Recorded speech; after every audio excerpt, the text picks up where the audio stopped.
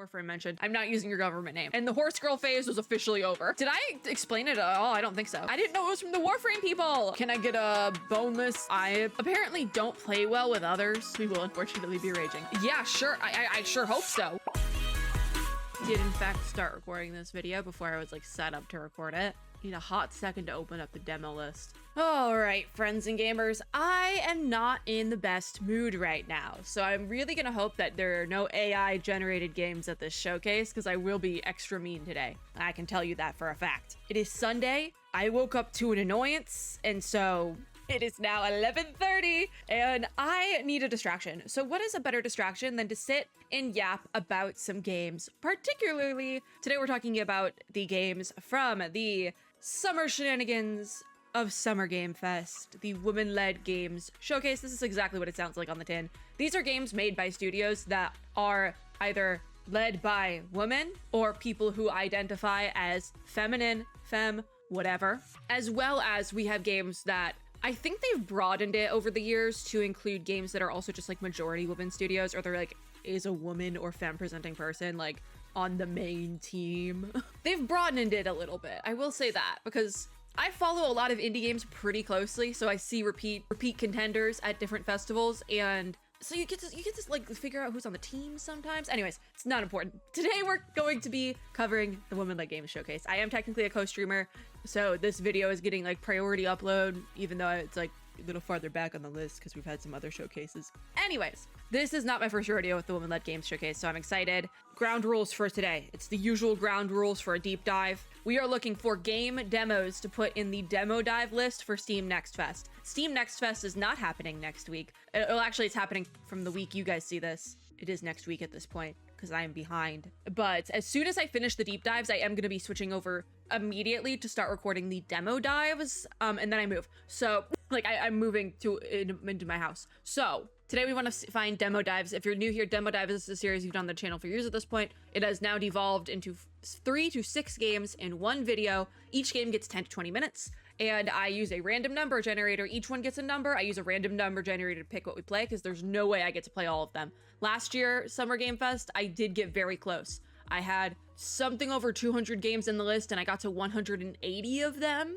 And a lot of the ones that I didn't get to, like the demo is gone or it didn't work or stuff like that. So I've got to most of them last year, most of the ones I wanted to get to. Not happening this year. Like I said, I move soon, so not happening this year. So we're looking for demo dives. We are AI vibe checking all of these games because the reason why we're not just watching the showcase and we are doing a Steam deep dive is because in the last year or so, game developers have decided they want to start putting generative AI in their games, and I will just refer to it as AI. Don't get pedantic with it. I know that AI has been in games for years. I'm talking about generative AI, people. But a lot of developers have started using this for reasons that I sum up to y'all are being lazy or don't want to pay people. So the correct amount of generative AI to have in your game is 0, and so we have to AI vibe check all of these. If to pass the AI vibe check, you just don't have an AI disclosure on your Steam page. It's that simple. Also, don't just like not have it there and like fake it because that's like against Steam TOS. So I think that's all our housekeeping for the deep dive. I think that's it. I think that's all we're going for. I'll explain anything else as we need to explain it. I'm still a little sleepy. I should probably make another matcha, but also if I make more caffeinated beverage, I probably will just like panic. So let's get into it. We have our official selection games, and we have the games we love category, which I believe is games that have already shown up at Women-Led Games over the years. The games we love category is quite long for like a non-official selections category. I will say that. The games we love is longer than the official selections. So here's how we're going to do this. The official selections are going to get dedicated time in this video. We are going to go through all of them. We are going to dive into them. We're going to add them to the list. With the games we love category, we're going to speed run that one. So we'll probably go through the descriptions possibly, because also I do want to look for demos. Warframe mentioned. Actually, none of these have demos. I'm just like mousing over to see if anything has a demo. And also if something's in my library and I haven't played it yet, it will go on the list. Don't worry, because Gordlets is here. That will go on the list. I do have that in my library. I'm trying to see. Okay, this one says it as a demo. Okay, so demos are not showing up on this main page, so we are gonna have to click in, unfortunately.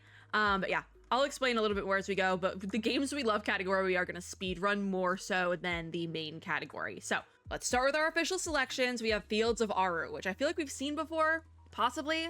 This is a cozy life sim set in the mystical afterlife of ancient Egypt. I love when we start switching up locales for games, because like ancient Egypt, I feel like it's more common in like settings for games, but you don't see it as much as some other places. So I do like that. I do think that's fun. Farm along the Nile, befriend the locals, and decorate your eternal home. Does that mean like the tombs? The pyramids? Venture into the desert and discover oases. I think that's how you say the plural of oasis. Pyramids and tombs.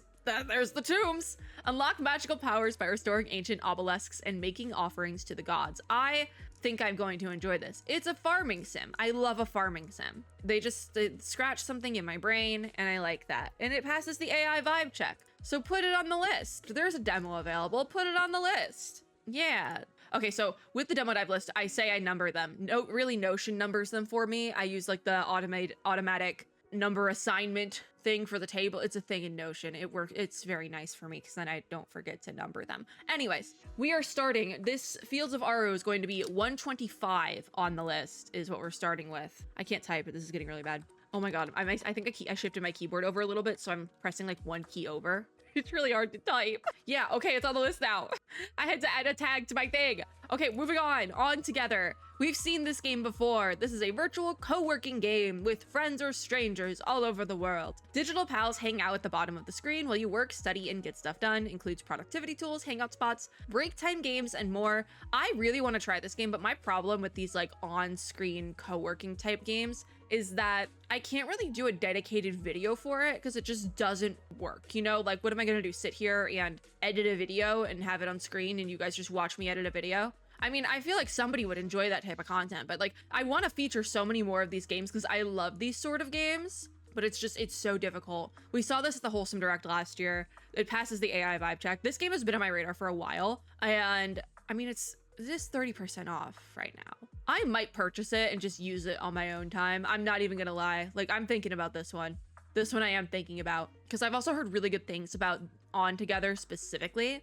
And oh boy, do I love one. Like, I love these sort of games. This one you can particularly do in like co-op mode as well, where you can like have other friends over. I would just be using it single player. So there's that as well. We then have Lucky Punk, which I was seeing on my Twitter timeline. So could either be a good or a bad thing. They've distilled the roguelike deck builder into one simple choice: draw or stop. Push your luck and beat the odds in the vibrant post-apocalypse. Gather supplies and build your community. Survive and thrive in a vibrant eco-dystopia, or don't. 1% chance, 100% choice. Do you feel lucky, punk? This is coming out this year in 2026, and it's a roguelike deck builder. Those are some of my biggest buzzwords for games, because that's like one of my favorite genres. I guess it would be a combination genre because it's roguelike and deck builder, but I like them both separately as well, so ain't nothing wrong with that. Most deck builders are also roguelikes, which is probably why I like deck builders so much, because I love a roguelike. I say this all the time, but haven't said it yet in this video. I don't care if it's a roguelite or a roguelike. I don't know the difference. I know there is one.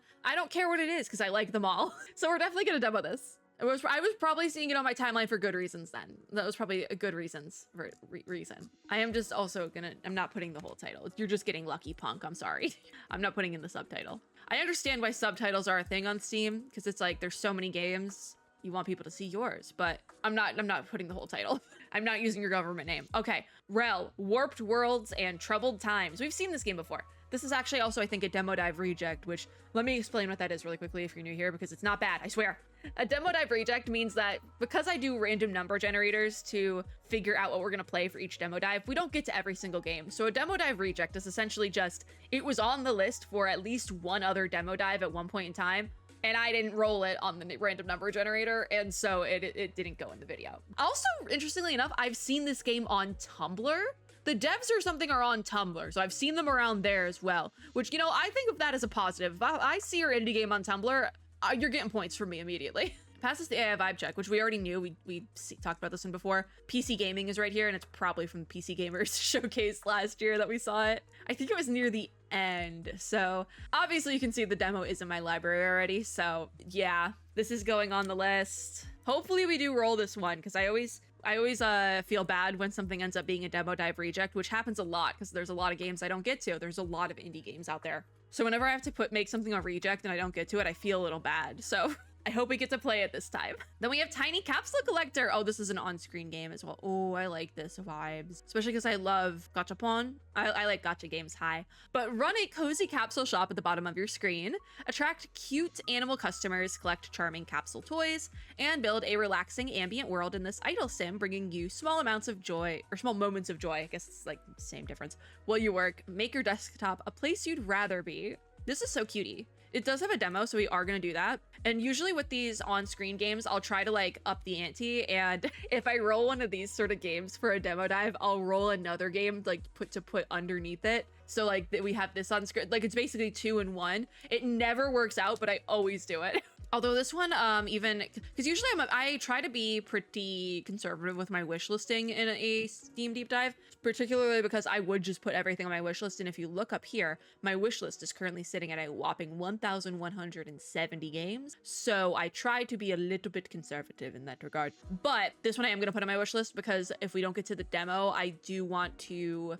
It just says coming soon for now, but when it does release, this is actually, again, something I would purchase with my own money just to play off camera. Because as somebody who covers indie games, I am able, and I'm very grateful that I get a lot of them for free.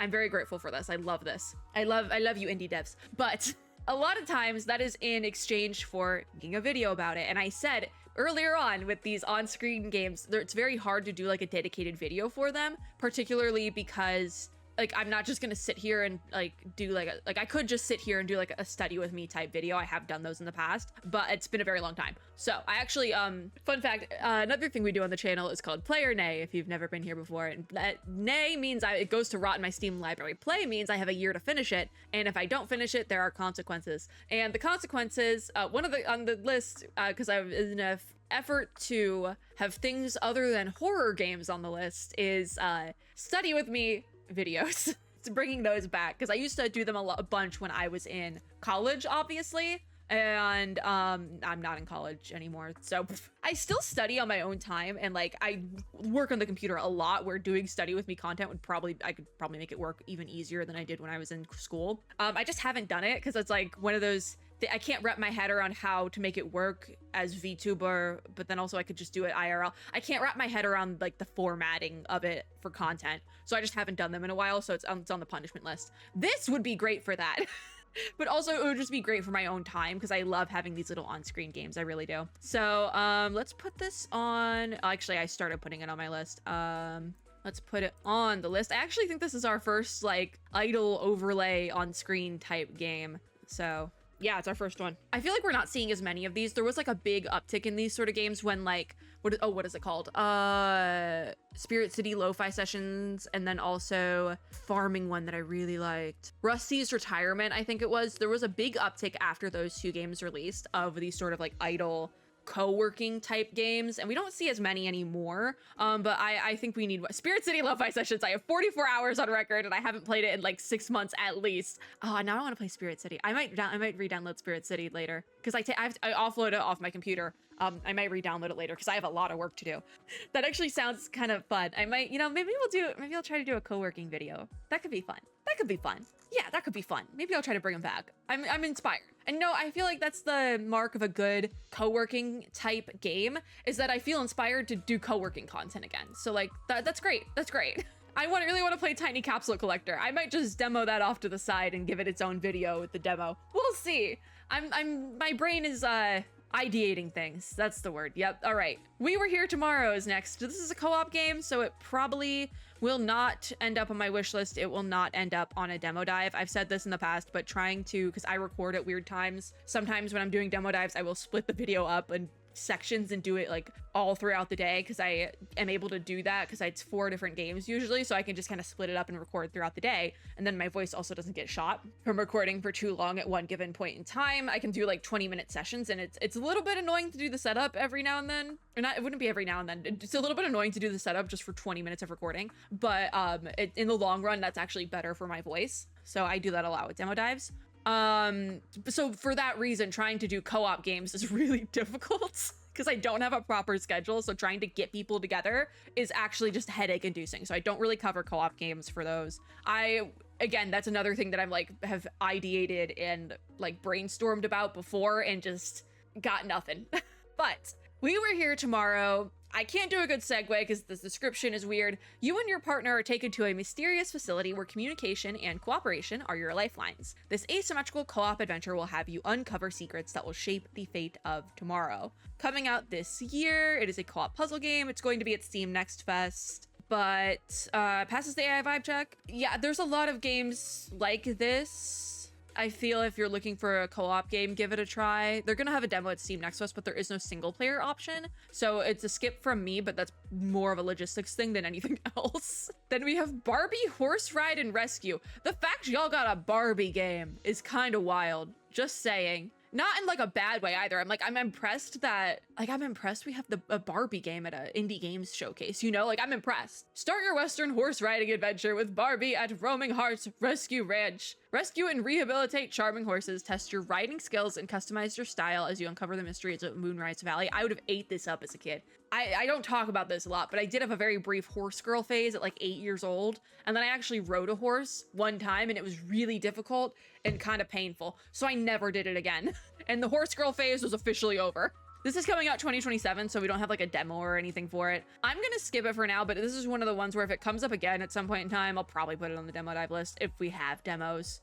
I'm sorry, I just am like looking at the description and they got 2 different Barbies. Do they just have different middle names? I don't know enough about this world. A Date with Death 2 is next. I look forward to this game. I need y'all to know, you can see Date with Death down here. This ended up on my getting a play. We demo dived Date with Death because a Date with Death is free. So I put free games in the demo dive list. We played this during one, I think it was Choose Wisely Festival last year. I rolled it and I was like, hell yeah, let's do it. And I am a little bit obsessed with it, but there is no cloud saves for A Date with Death. So it's been sitting on my desktop since December.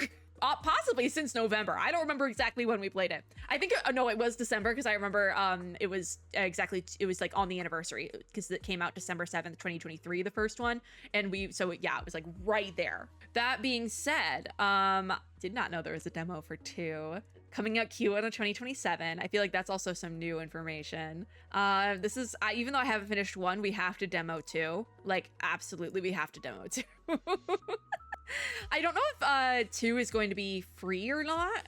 I'm curious to find that out. I would be willing to pay for the second one. The first one's really good and if as a proof of concept is awesome, but I need to finish it. And I know it's not that long. I know it's like 5 days, so I could just like log in and be like, boop, boop, boop, like finish it in like 4 hours because I already did the first day. Because the first day took me about like an hour and a half or something. So like I could finish it like in a day, but been a little busy. So this is a anticipated demo for me though. So we're gonna tag it as that, because I've been looking forward to this game. It looks so good.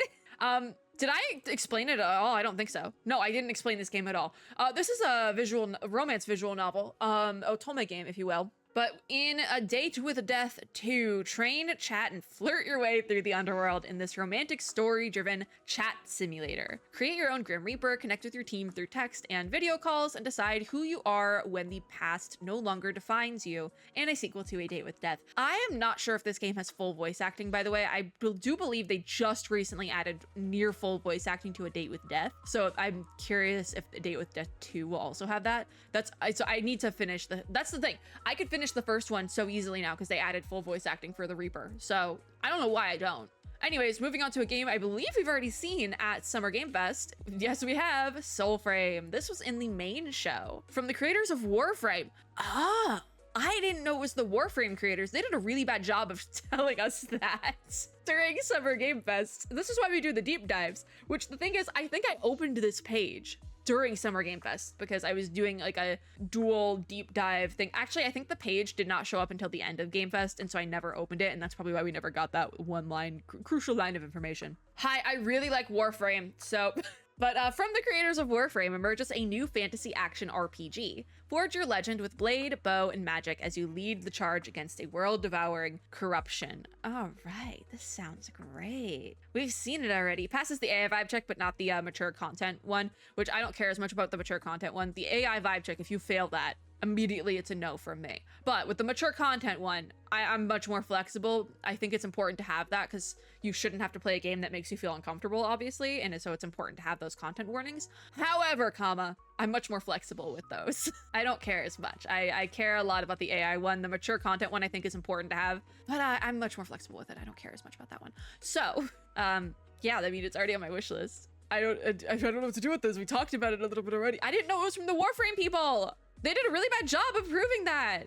This is also such a tiny little thing, but I love when a fantasy game spells magic with the K. I just love it. It's like I see that and I'm like, ooh, you know your stuff. You know your stuff. Is that guy naked? We gotta move on. I don't want to get demonetized. Spookaboo is next. This is a ghost hunting couch co-op game for 1 to 4 players. Play with friends and family to seek out and capture ghosts hiding in plain sight. Detect, scan, hook, and trap all the troublemaking ghosts and have a spooktacular time. So this game is in the Women-Led Games Showcase, but it's also, as you can see here, going to be in the India Games Showcase, which is a new event as of this year's Summer Game Fest. I do want to cover it, but I don't know if they ever were getting co-streamers, like recruiting co-streamers, or not. I'm not entirely sure. I did not hear about this one until Game Fest had already kind of started. And I do want to cover the ones I'm not technically co-streaming, but I'm not prioritizing those ones. So if we get to them, we get to them. If we don't, we don't.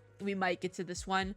I'm not entirely sure. But Spookaboo is also here, so we can talk about it here. A demo is available and it does say single player. So in that case scenario, I am going to put it on the list for demo dives because I want to see a lot of games that say you can play it in single player or multiplayer don't actually play that well in single player. Fun fact. So I like to put them in demo dives to be like, hey, how well does this actually play in single player? Like, are the devs just like, they goofing, or can you actually play it in single player? And it passes the AI vibe check. It's won some awards down here as well, which is awesome. So yeah, put it in the library, get it in a demo dive list. We'll give it a try. I don't know how long or for how long we'll play it in the demo dive. It might not make its full time, especially if it doesn't play well in single player, but I do always and will always give just about anything a try as long as there's no AI and nothing's illegal. Also, like I always look at content warnings if they are there, and that's another, as long as I won't feel uncomfortable from playing it, which the illegal and the AI thing also makes me uncomfortable. So they kind of go hand in hand.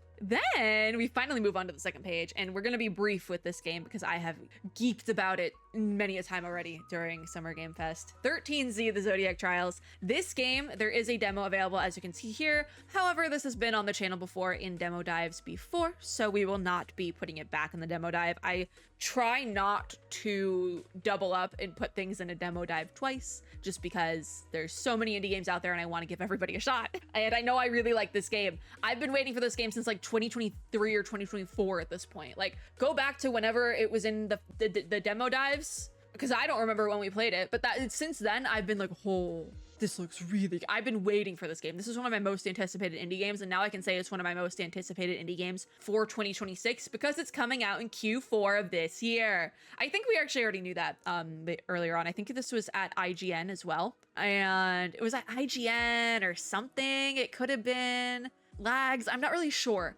It was at another showcase that we've already talked about, and I geeked over it there. But if this is the first one you're watching, go solo or team up with up to 3 friends in online co-op for this fast-paced, anime-inspired action roguelike. Master stylish hack and slash combat, craft overpowered builds, and conquer mythological trials to claim the title of the 13th Zodiac. So this is based on, I believe, Chinese mythology.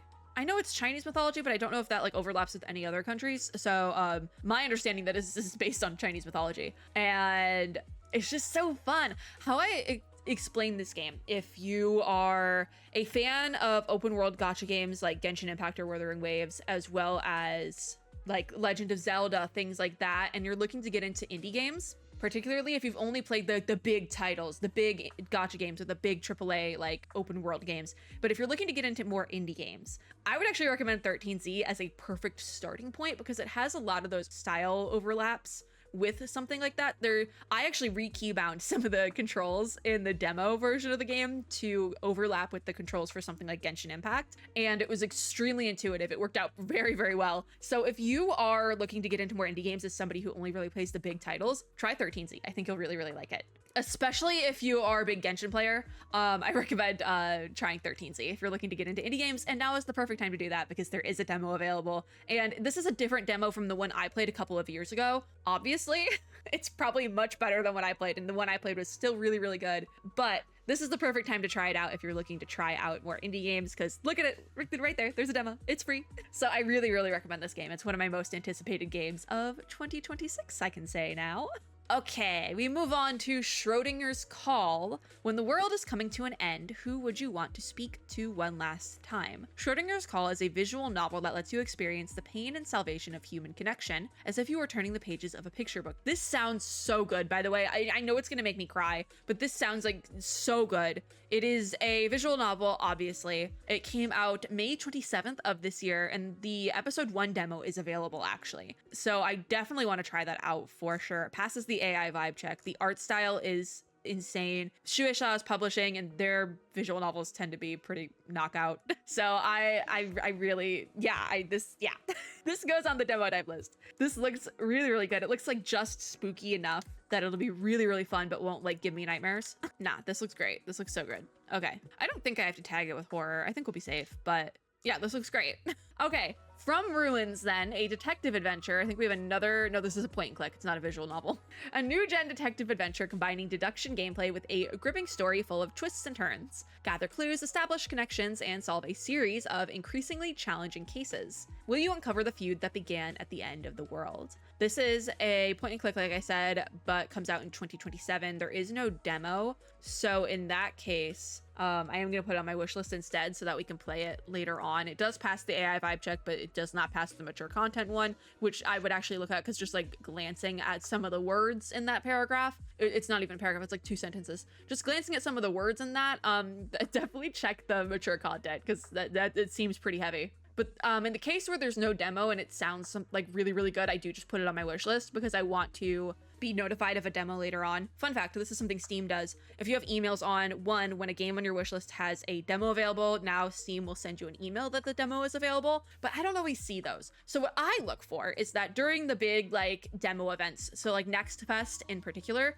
on the main page, there will be a section that will have games from your wishlist that have demos. So it'll be like listed there on the page. And I do believe they try to put all of them in there, but sometimes the algorithm gets funky. So, that's what I look for, is that when we get our Steam Next Fest page and it goes live, I go down the whole page. I will be doing that for the demo dive, the list we are currently putting together, but the showcases are first. The summer showcases come before the Next Fest, so I put the showcase ones in first. Anyways, I do go down that page and I do obviously look at the wishlisted category. So I don't think we're getting a demo during Steam Next Fest because this seems pretty new, but maybe there's always later ones. They do 4 a year. Like, we then have every Wednesday a laundromat. Every Wednesday in Stories That Stay, join Hideki in a small laundromat in the heart of a restless metropolis where smartphones are not allowed and strangers slowly become part of each other's lives. Interesting, because I've recently seen like an influx of tweets of people just being like, I went to a park, sat down, no phones.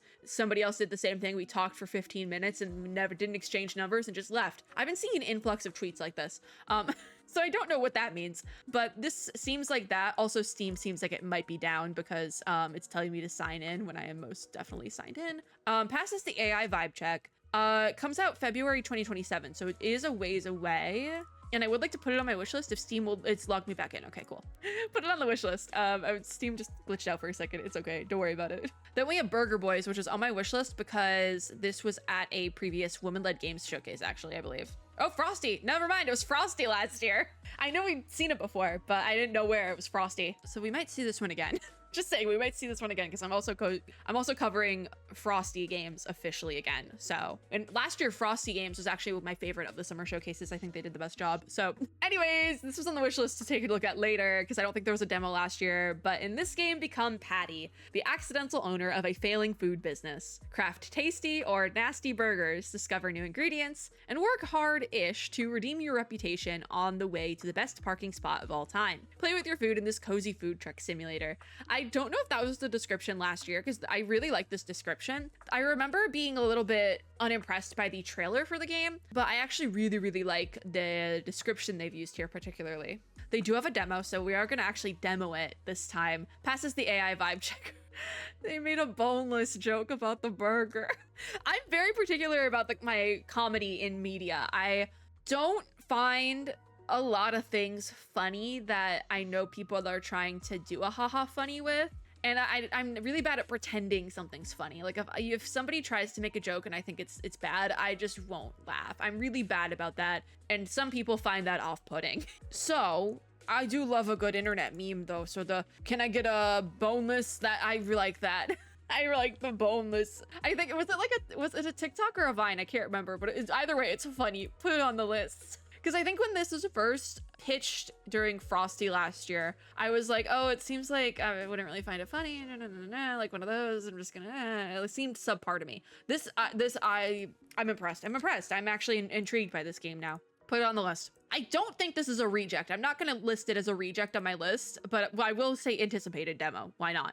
It's from we saw it last year. Fine. Oh, the page got funky. Oh no. So we've seen all these? Because I had to refresh it, so it got funky. Okay, we've seen all these. Oh, okay, next is Model Kit Studio, which sounds really fun. A rich and relaxing model building simulator. Enjoy the meditative flow, meet fellow builders, and unwind to a soothing soundtrack as you build, pose, paint, and display your collection. Coming out in 2027. Let me join playtest. Welcome to the playtest. Yes, I do include playtests and demo dives, and this is an automatic join one. So.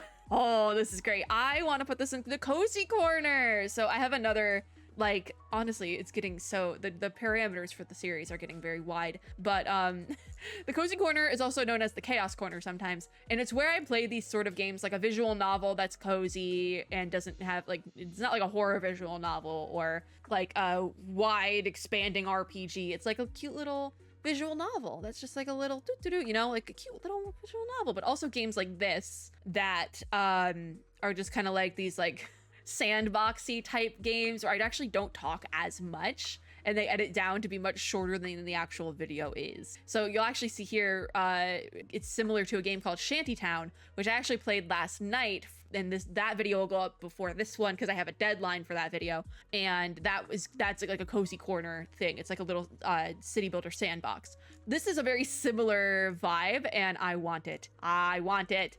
This is very fun. It is very fun already. I like it. I want to play that one. I like this. Come to My Party is next. It's listed as a visual novel, which is interesting. From Line. Okay. TLDR, Line Games Corporation is the gaming subsidiary branch of like Line, like the Messenger. They do games, and I've been playing their games for years because they used to do just like a bunch of like mobile slop type games, not like gacha games, but like similar like Candy Crush type games. I remember one day I was sick and just laying in bed playing like a Candy Crush type line game until I ran out of lives. So like took a couple hours. Anyways, in this game, Jimin dreams of finally having her first birthday party, but what begins as a childhood wish unravels into social pressure, fragile friendships, and family expectations, and consequences that hit closer than you'd like. I can't read. Join Jimin in this coming-of-age story where every choice carries weight. This is also going to make me cry. It's coming out Q4 of this year. There is a demo. We're gonna throw it in there. It does have a mature content warning, by the way, but I can't really show it because I will get demonetized from showing it for too long.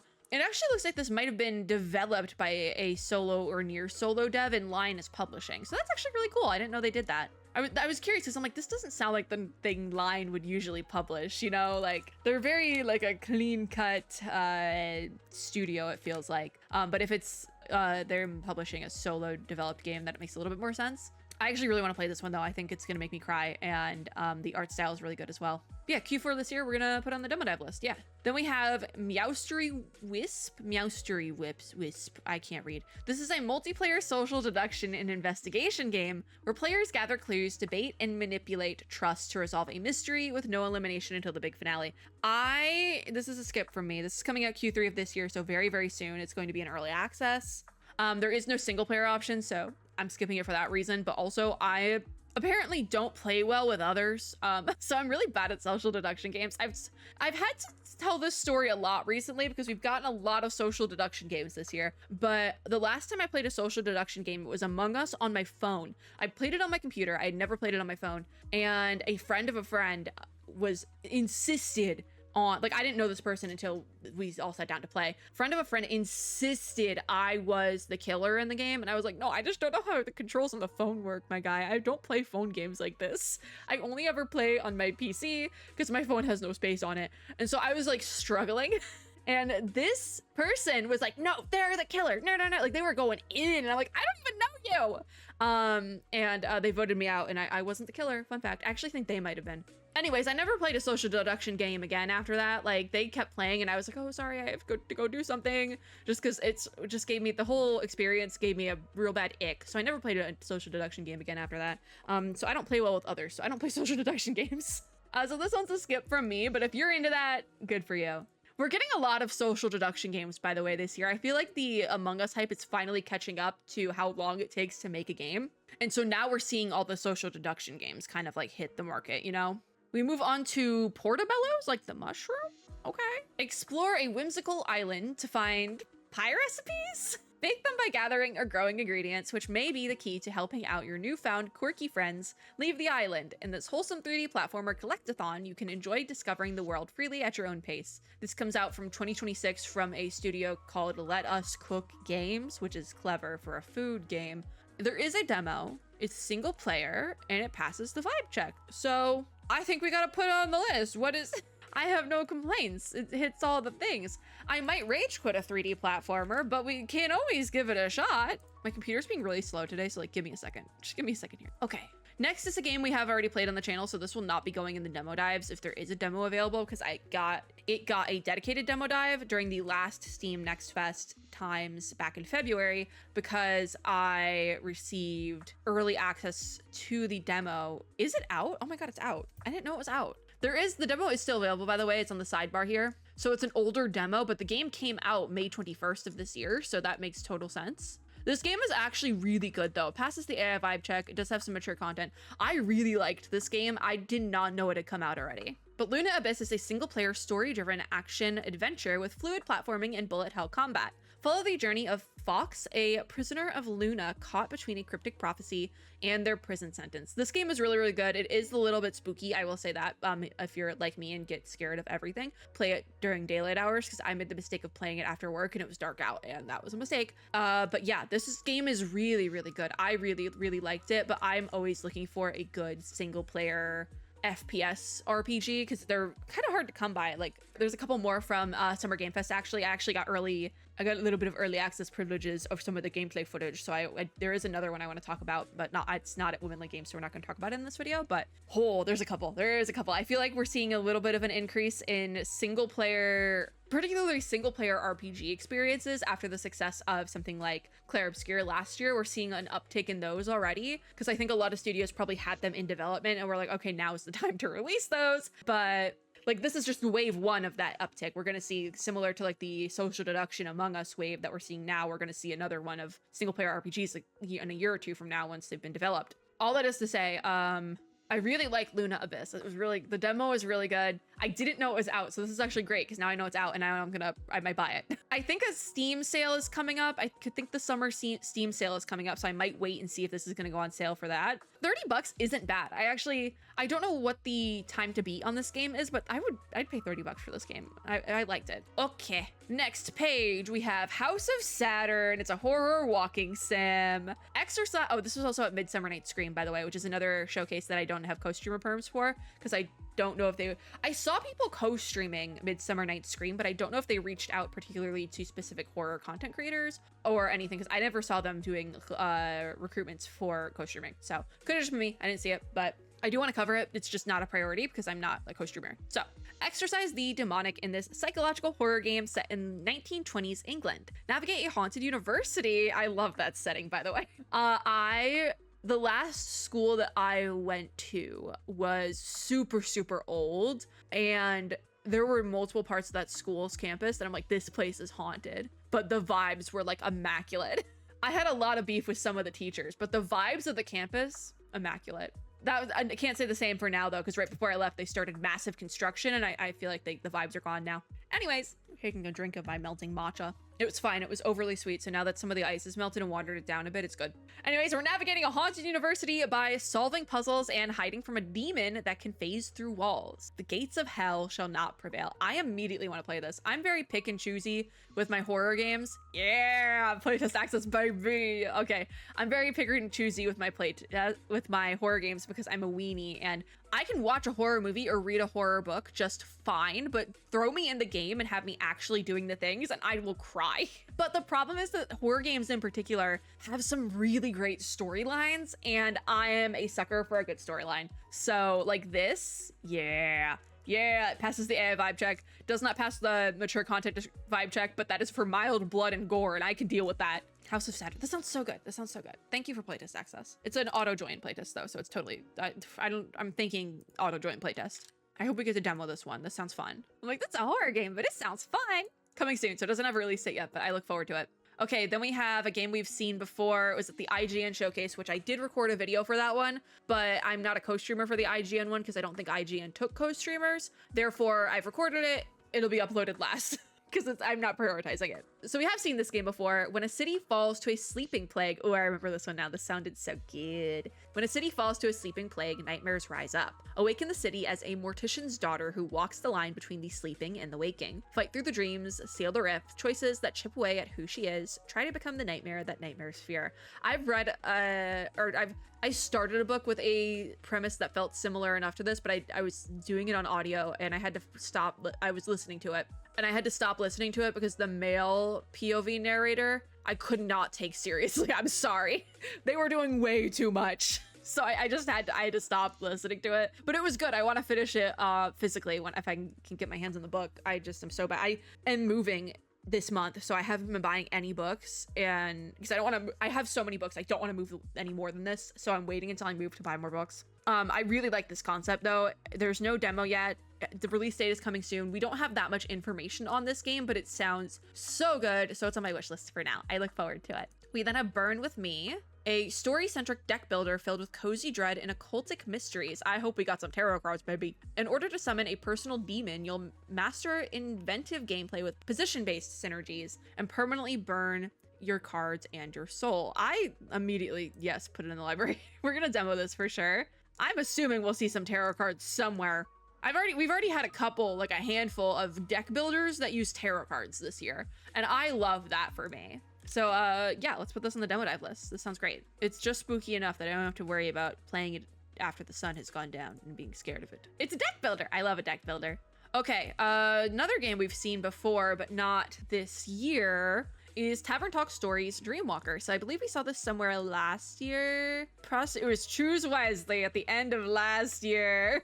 I think we'd seen it elsewhere as well. But the Choose Wisely Festival was a Steam event that happened at the end of 2025. So it happened in December. I covered it. I was asked to cover it. And it's just like Choices Matter type games. It was actually really good. I really liked it. But for that reason, this is actually a demo dive reject. So I actually have to put it on the list immediately. Passes the AI vibe check. Unfortunately, I did just accidentally open Spotify. So now my PC is going to crash.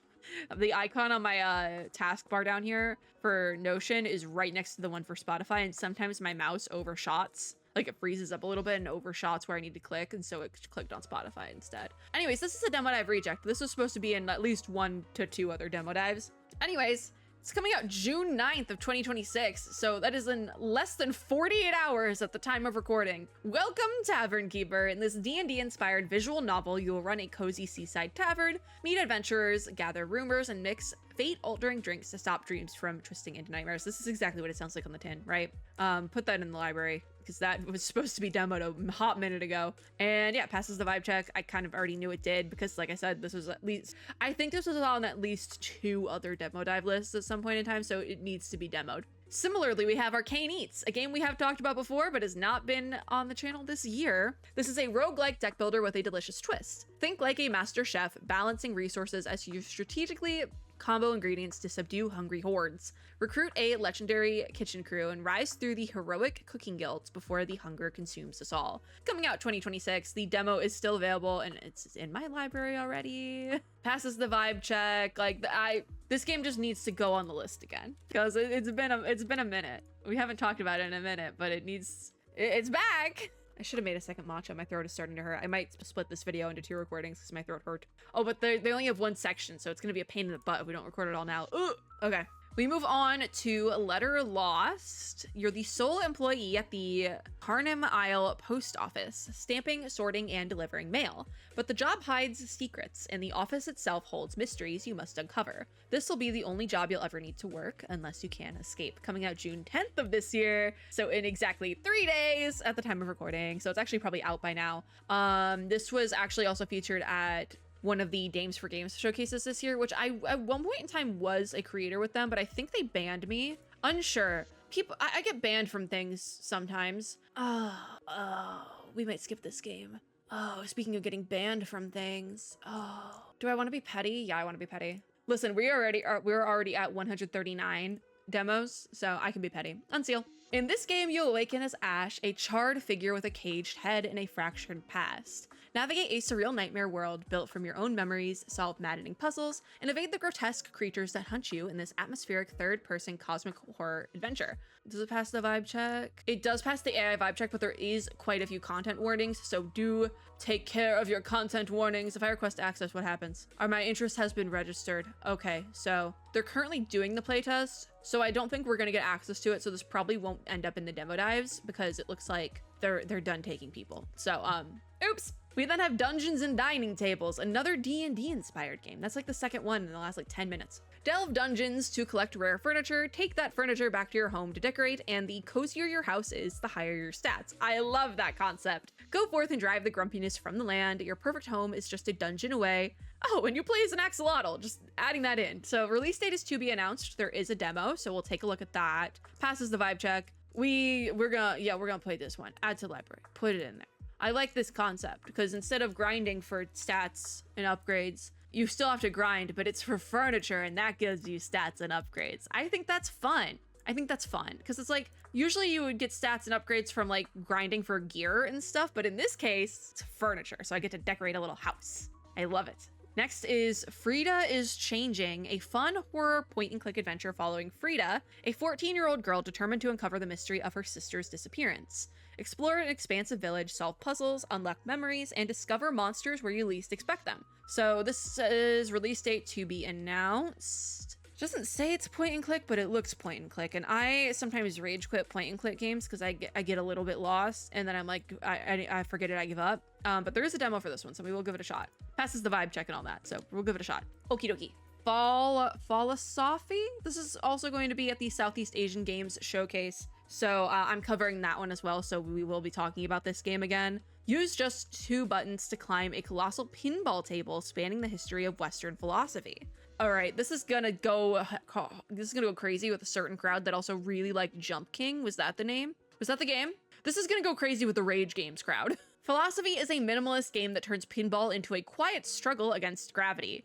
No score, no tilts, no savers. Falling down means climbing back up again. Why climb? What does it all mean? Because it's also philosophical. Coming out Q3 of this year, there is a demo, so we will be raging. We will unfortunately be raging. Passes the vibe check though, so yeah, put it on the list. Don't want to tag this with horror because it's gonna be like a horror game for me having to play it. I won't. I'm kidding. All right, next one. Blue Ridge Hunting is next. I actually might have to take a break because my throat is like giving out on me. Yeah, I think we're gonna have to.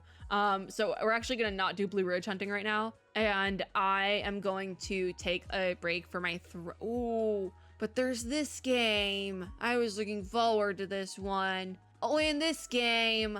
Okay, I'm gonna take a break and we'll come back. For you, it's gonna be like 10 seconds, but my throat hurts, so I do have to take a break. You know, to be fair, I didn't even think I'd get this recorded today. I do not think I'd get any recording done today. It was a rough morning, but you know, we tried. Okay, I don't think it updated too much. It's many an hour later because it literally took this long for my throat to stop hurting. I fear we might not do any demo dives this year, but you know, at least we got to show off some indie games regardless. I fear I'm gonna get like 1 demo dive done and I'm gonna have to pick and choose what I actually really want to play. Like I'm not even gonna random number generate it. It's just gonna be like, okay, what do I need to play? What do I need to play to satisfy the brainworms? Because I fear I'm already starting to lose my voice. Okay, so we saw this page because I talked about Luna Abyss. I talked about all of these ones. Did I? I think so. And we were gonna start on Blue Ridge Hunting. All right, let's do it. So this is a co-op horror game, which means, oh, it's playable in single player. I was gonna be like, that means I don't have to play it. No, it's single player. Okay, well, we have to do a single player test then. All right, Blue Ridge Hunting is a co-op horror game set in the Appalachian Mountains. It's a pretty cool setting. Okay, solo or with friends. So now we really have to do the single player test on it because it says you can play it solo in the description. But solo or with friends, investigate, document, and hunt cryptids. Okay, yeah, you got me. Based on real you got me. Based on real sightings of cryptids. Yeah, you got me. You got me. Based on real sightings, legends, and eerie phenomena from the region, which the Appalachian region, yeah.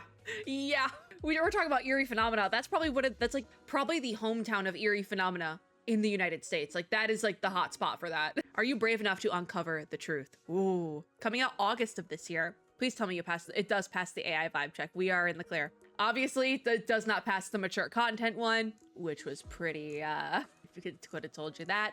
It does say it was a 2025 6-1 selection, and I feel like we covered at least one of the 6-1 indie events at some point last year, but I guess it was not this one, or the one this was at. I don't know though, because it sounds kind of familiar, like it's ringing some bells, but also I do enjoy a good horror story. And if we're talking about American horror, it's coming from Appalachia. So it could just be that's what's ringing the bells for me. I'm not entirely sure, but I do want to demo this. It's going to be an early access release in August, which is fine. I feel like games are not utilizing the concept of the early access release as much as they used to. I don't know if that's like a finances thing that like it's cheaper to just drop it into 1.0 or what, because my understanding of early access was always the game's not finished, but you can purchase it, and then your purchase will help fund the rest of the game's development. That's always been my understanding of early access, so I don't know, maybe it's cheaper to just release it into 1.0 unfinished. I don't know, because I've been saying this since last year, but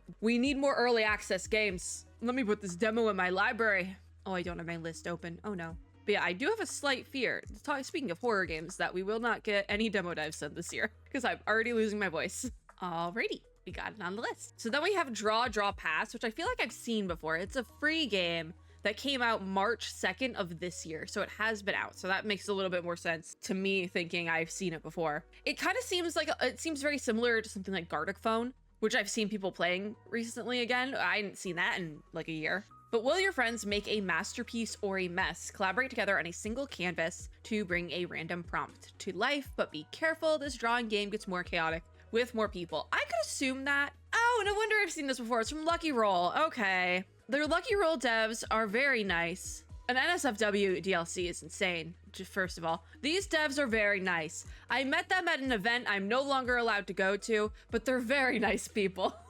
So yeah, nothing against them. The event, not as much, but Lucky Roll is very nice. We're Twitter mutuals. They've done some other games that I really, really like. Some other little indie cozy games. This one's not for me. I'm going to be skipping it because I don't really...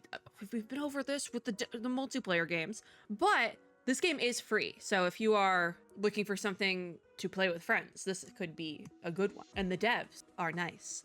Okay, Abigail's next. In this narrative-focused game, Abigail must navigate her splintered friend group and explore vibrant handcrafted neighborhoods. It's stunning. Oh my god, we have to talk about the art. Oh my god. Each with their unique way of playing the ubiquitous folk game. I'm gonna try to pronounce this. This is from Lags as well, so I'm gonna assume it's Azulejo. Unsure. However, this was also shown off at the Latin American Games Showcase, which I'm realizing we recorded that video and I've not talked about this game yet. So this might be like brand spanking new because the Latin American Games Showcase video I recorded, and this is why the deep dives can get a little bit dicey. I recorded that one I think I started recording it as it was happening, and then I finished the recording like afterwards, obviously, because that ended up being a pretty long recording. So I think we might have missed out on this game for the Latin American Games Showcase video, which thank God it's also at Women-Led Games because we would not have seen it otherwise. This is actually a single player game. I think that makes sense though, because it's single player, because it's based on like a multiplayer game.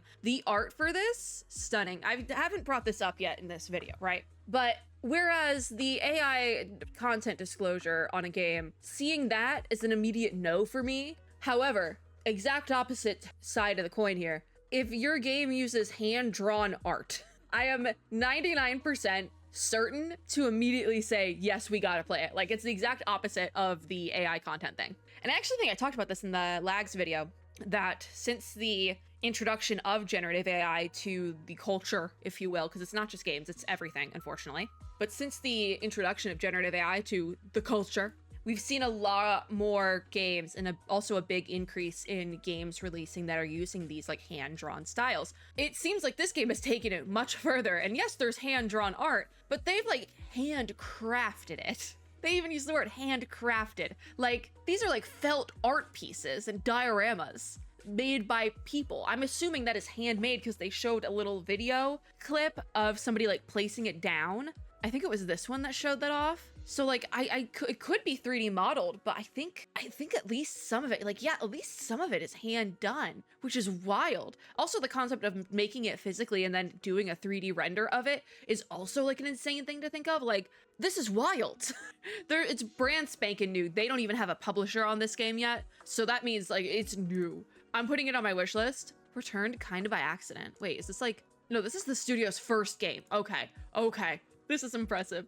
I'm just like a little floored. Excellence in visual art. Yeah, sure. I sure hope so. No, this is wild. There's no demo, so we can't like play it or anything yet, but I wait for the day there's a demo, because this is the sort of like in-game world I want to explore, just to see all the little like details, you know? That's wild. We next have a game we've already talked about. This was part of Midsummer Night's Scream, which I would like to cover, and then it was also part of another one. I don't think we're gonna see it here. It's already on my, oh wait, I have it on my list.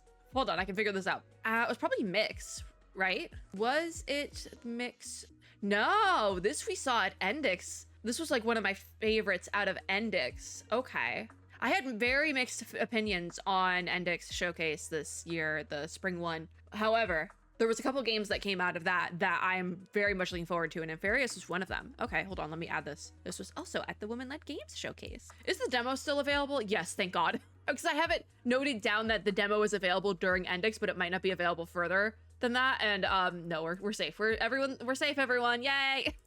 But if you did not see the Endix video, Nefarious is a blend of Dante's Inferno and Lovecraftian horror, which are two things I enjoy. Lovecraftian horror, not as much, just because H.P. Lovecraft is a really weird guy. And you know, Dante's Inferno gets weird too, but it's a classic, so sure, fine. The concepts are fine. A first-person roguelike deck builder. Yeah, I love those. Using the Major Arcana tarot cards. I love my tarot card deck, even if it does roast me day by day. I do enjoy her. So also I get to geek out about tarot cards. We got that going for us. But yeah, use tarot cards to strategize against the horrors lurking in the darkness. Build the perfect deck, challenge each ruler of the 9 levels of hell, which is where the Dante's Inferno bit comes in. Die often and repeat. Coming soon, but the demo is available. This is one of those ones that I might have to prioritize if I really run out of time and my voice. This is one of those demos that I really have to prioritize, because this is one of the games I am probably most excited for. Actually, you know what I might just do is I might just do all my demos off camera and then like get back to you guys about it. Last year, Summer Game Fest, I did a ranking of all the games I played off camera. And what I've been thinking about doing is doing a ranking of every game I play, whether it be on or off camera. And I'll record what I can, but I do want to play as many demos as possible, because that's kind of the whole vibe of summer shenanigans. And there's a lot of really good ones. And Nefarious is one of those really good ones, in my opinion. So we move on to Micro Mega. This game blends hand-drawn artistry, which you got me there, and intricate puzzles in a surreal 2D physics-based adventure. Now, we do have to talk about physics. TLDR, I've talked about this in a couple other showcase videos at this point. I never took physics in high school. I was gonna take the test out because all my friends were taking it so they could do AP the following year, and when I asked a friend to borrow his notes, he gave me his notes. I looked at his notes for 10 minutes, gave the notes back, was like, bestie, I can't do this. You can have your notes back. And he was like, yeah, I thought that would be the case, because he was also struggling in that class. And this was normal physics. So he was like, yeah, no, there's no way. And then every single person who took the test out for normal physics so they could do AP the following year, every single person failed. Every single one. I never took it. I pieced out real quick. So I saved time and money, because you had to pay like $100 for those.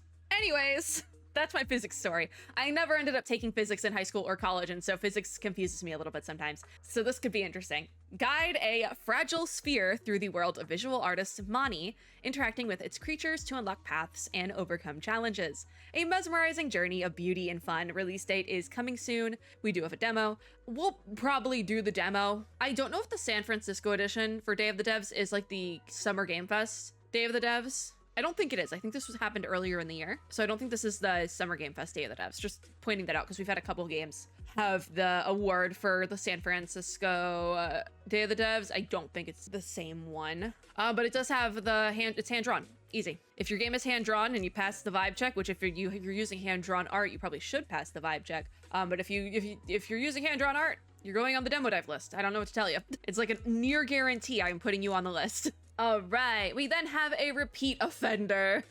I joke. Volunteer the Ascension. We have talked about this game already this year, actually, because this is a multi-time demo dive reject.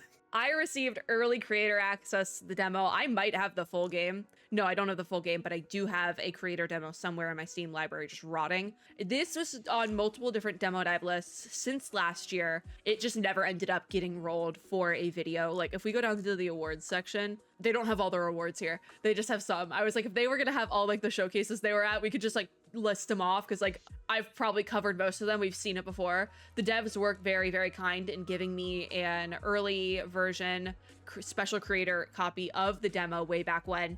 It's on sale right now until June 13th, by the way. I don't know if this video is going to go up before June 13th, but it's only $20 normally. I feel like I have to shill for this game a little bit because they've been so kind to me. But this is also going to be at the Southeast Asian Games Showcase, so we will be talking about it there. I gotta play this game.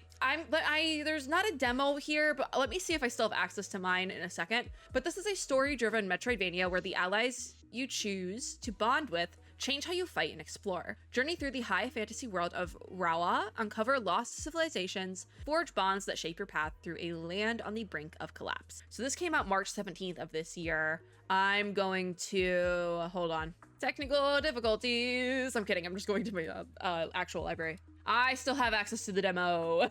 I have access to a creator demo, which means we will actually be playing this. You, as a viewer of this video, cannot demo this video right now, but thank you to the kind people. I don't know if it's Winter Crew or CMD or a third-party PR company that gave me demo access. I will look that up if we roll it for a video, but I feel it's only right that I pull that demo out of the depths of my Steam library for these videos. Not this particular one, but these videos in general. I almost forgot to tag it as reject because I had to make a new creator demo tag because I have not read my emails in like a week, and so any of the Steam Next Fest creator demos I've started to get, they're just sitting in there. Anyways, Volunteer the Ascension will get its time. It will get its time. If I have to like pick and choose which demos we're gonna demo, I will do this one. I say that every time, but it will get showcased on the channel eventually. Next, we have Veil's Echo. Moving on. This is a psych horror. Yay!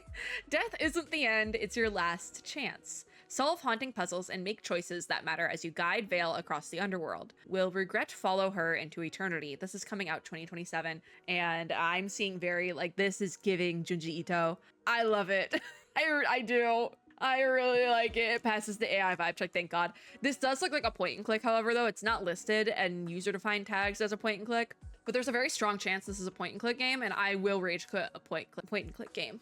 So, we're gonna give it a shot, though, because the art is really good. Very, very good art. Very spooky. I did the thing again where I opened Spotify instead of my Notion list, unfortunately. Give me a second. Yeah, I like the vibes going on here. Then we have Rest Stop, which is hard to say. This is another psych horror. Abandoned and alone at a highway rest stop in the middle of the Appalachian Mountains, again with Appalachia, which is fine. It's spooky up there. The night breeze begins to caress your cheek. The scent of wet pine whispers that you're home. I actually love that scent, by the way.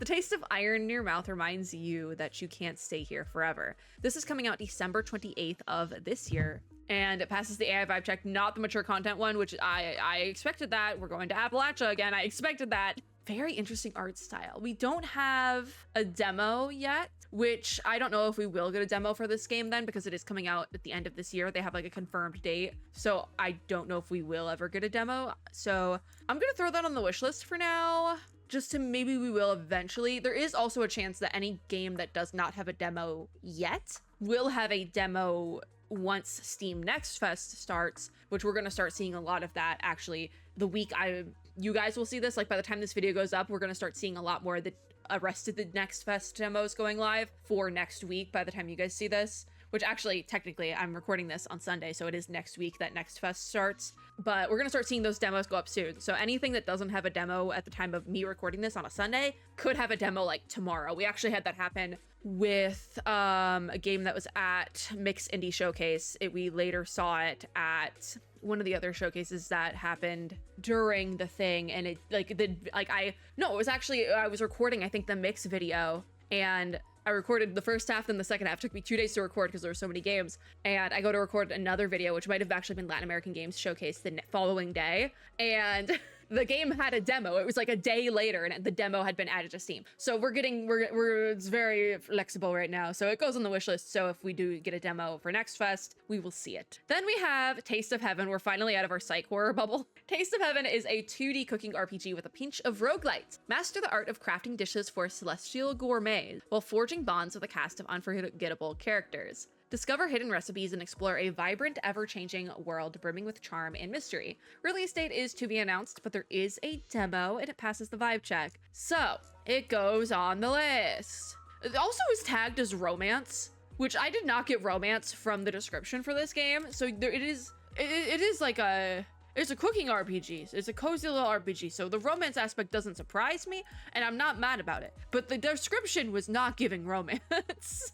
And we have a game that has shown up on the channel before, actually last year at Summer Game Fest, Hope in the City. I was really hoping for a demo. I really was. This looks so good. It still passes the AI vibe check, and I will pray that it continues to do that for as long as possible. But in this game, 17-year-old Hope Song returns home from school to find her parents missing. Use Hope's observant eye as an artist to investigate, piece together clues, and uncover dark secrets beneath her peaceful urban life in this non-linear mystery or narrative mystery game. Which some of these genres, like the mystery and the like point and click aspects, aren't my favorite, but this game just looks so good when I saw it last year that I kind of gotta give it a try. I'm very much looking forward to this one still. It's gonna stay on my wish list, and hopefully we'll get a demo. Then we have Puppergeist, which is very cute. Journey through the doggy underworld in this heartwarming rhythm visual novel. Okay, I love a visual novel. Rhythm games, I'm a rhythm game snob. I say this all the time.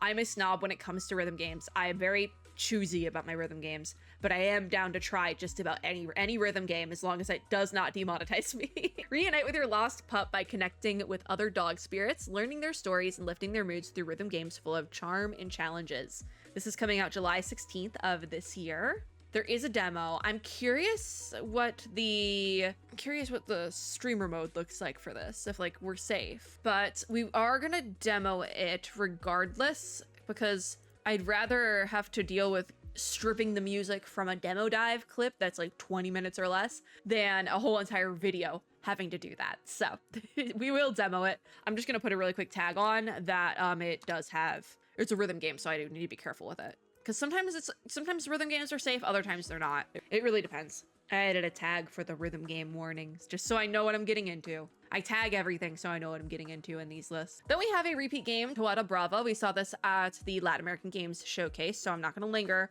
But this is a fully hand-drawn 2D top-down RPG. Battle your way through the Santa Cruz dungeons and help Kako find his mom while helping the revolution. And the release date is to be announced. Demo's already in my library because we already added it to the list. Also, I'm realizing this monkey looks like the man. Also, it's available till June 14th. Wait. Besties, we may not have time for that one, because the demos for this is going to be going away right before the start date of Steam Next Fest. Next Fest starts on the 15th, so this one we might not get to, quite frankly, which is unfortunate, but it is still on the list, so I am going to just add another tag to it for women-led games. And I did add a tag that it's leaving June 14th. That is new news. Yeah, this is news from June 4th. I recorded the lags video on the 3rd, I think. We were just talking about this. Maybe not the 3rd, because the showcase was on the 4th. That could have gone up afterwards, actually, quite frankly. Yeah, because I recorded lags on the 4th. Yeah, okay, that makes sense. Was it the Friday? No, because Friday was Game Awards. Yeah, Not Game Awards. Oh my god, it was the Summer Game Fest mainstream that I keep calling Game Awards. Okay, Job Fit for a Devil is next. And this is an adventure game with crafting and transformations about a devil in the service of Peter the Great. I don't know who that is, and that's okay. Play as the little imp, trick, lie, steal, and cheat in order to get your way and move up the ladder. Release date is to be announced, but the art style is quite good, I will say. It passes the vibe check. I do like the art style. It is a little bit warm toned for my liking, because unfortunately the warm tone has been taken from us by generative AI. So anytime I see a warm toned game, I go, oh no, is this the end? But this one is safe. I do really like the art style though. There's no demo. Oh, it takes place in Russia. I get to use my limited Russian skills. All right, we'll put it on the wish list. And I do mean very limited Russian skills. I know just enough to thank my coaches, and that's about it. We move on to Rat Scum. Fallen into the sewer, a lone rat embarks on the long journey of returning home in an estranged, crumbling apartment. Navigate forgotten corners and unfamiliar spaces, befriend unlikely allies, and slip through dangers and shadows in the cracks of a broken world. Release date is to be announced. We don't have a demo yet. And it passes the AI vibe check. Do we want to put Rat Scum? Yeah, I like this art style. This is actually beautiful. Okay, surprisingly, the rat game is beautiful, so put it on the wish list. Moving on, we have Horses of Hoofprint Bay. We go from mice to horse. Well, I guess it's rats. Anyways, Horses of Hoofprint Bay is a lovingly hand-drawn 2D point-and-click barn build-up game. Did I talk about I talked about my brief horse girl era at like age 8 earlier on in the video. I did. So we're not gonna talk about it again, but it's hand-drawn, so I have to play the horse game. Take care of your horses, trade them to build up their strength and confidence, and compete for prize money. Breed adorable fowls, hire and manage staff, and build the stable of your dreams. See, here's the thing. I say I had a horse girl phase, but that doesn't mean I still have a horse girl phase. I don't really play these sorts of games anymore, right? There is a demo. I'm gonna do a playtest access request fail safe, because in the worst case scenario, if I don't get to it now, if I playtest access 3 months from now, guess what? We get to it then. Passes the AI vibe check. Put the demo in the library. Just put it there. Because this is, if this is something I enjoy, this is going straight to the cozy corner. Who knows? I might like it. It feels very nostalgic. I feel like I played a game very similar to this as a child. Or like a couple very similar to this as a child when I had the horse girl phase. So I don't know. Maybe I'll like it. We then move on to short fiction. This is a short mixtape of one story that connects 3 shorter stories. On the new wave, a magical game console that is retro but new, enjoy Don't Say Yes, Two North, and A Secret Tale Nobody Yet Knows. Welcome to a slightly fantastical and nostalgic world of painful, toilful, and beautiful stories. Very interesting description. Very flowery language, but this is coming out in 2026. It passes the vibe check. There is quite extensive, mature content warnings, so please do check those out if that is something that concerns you and you plan on playing this.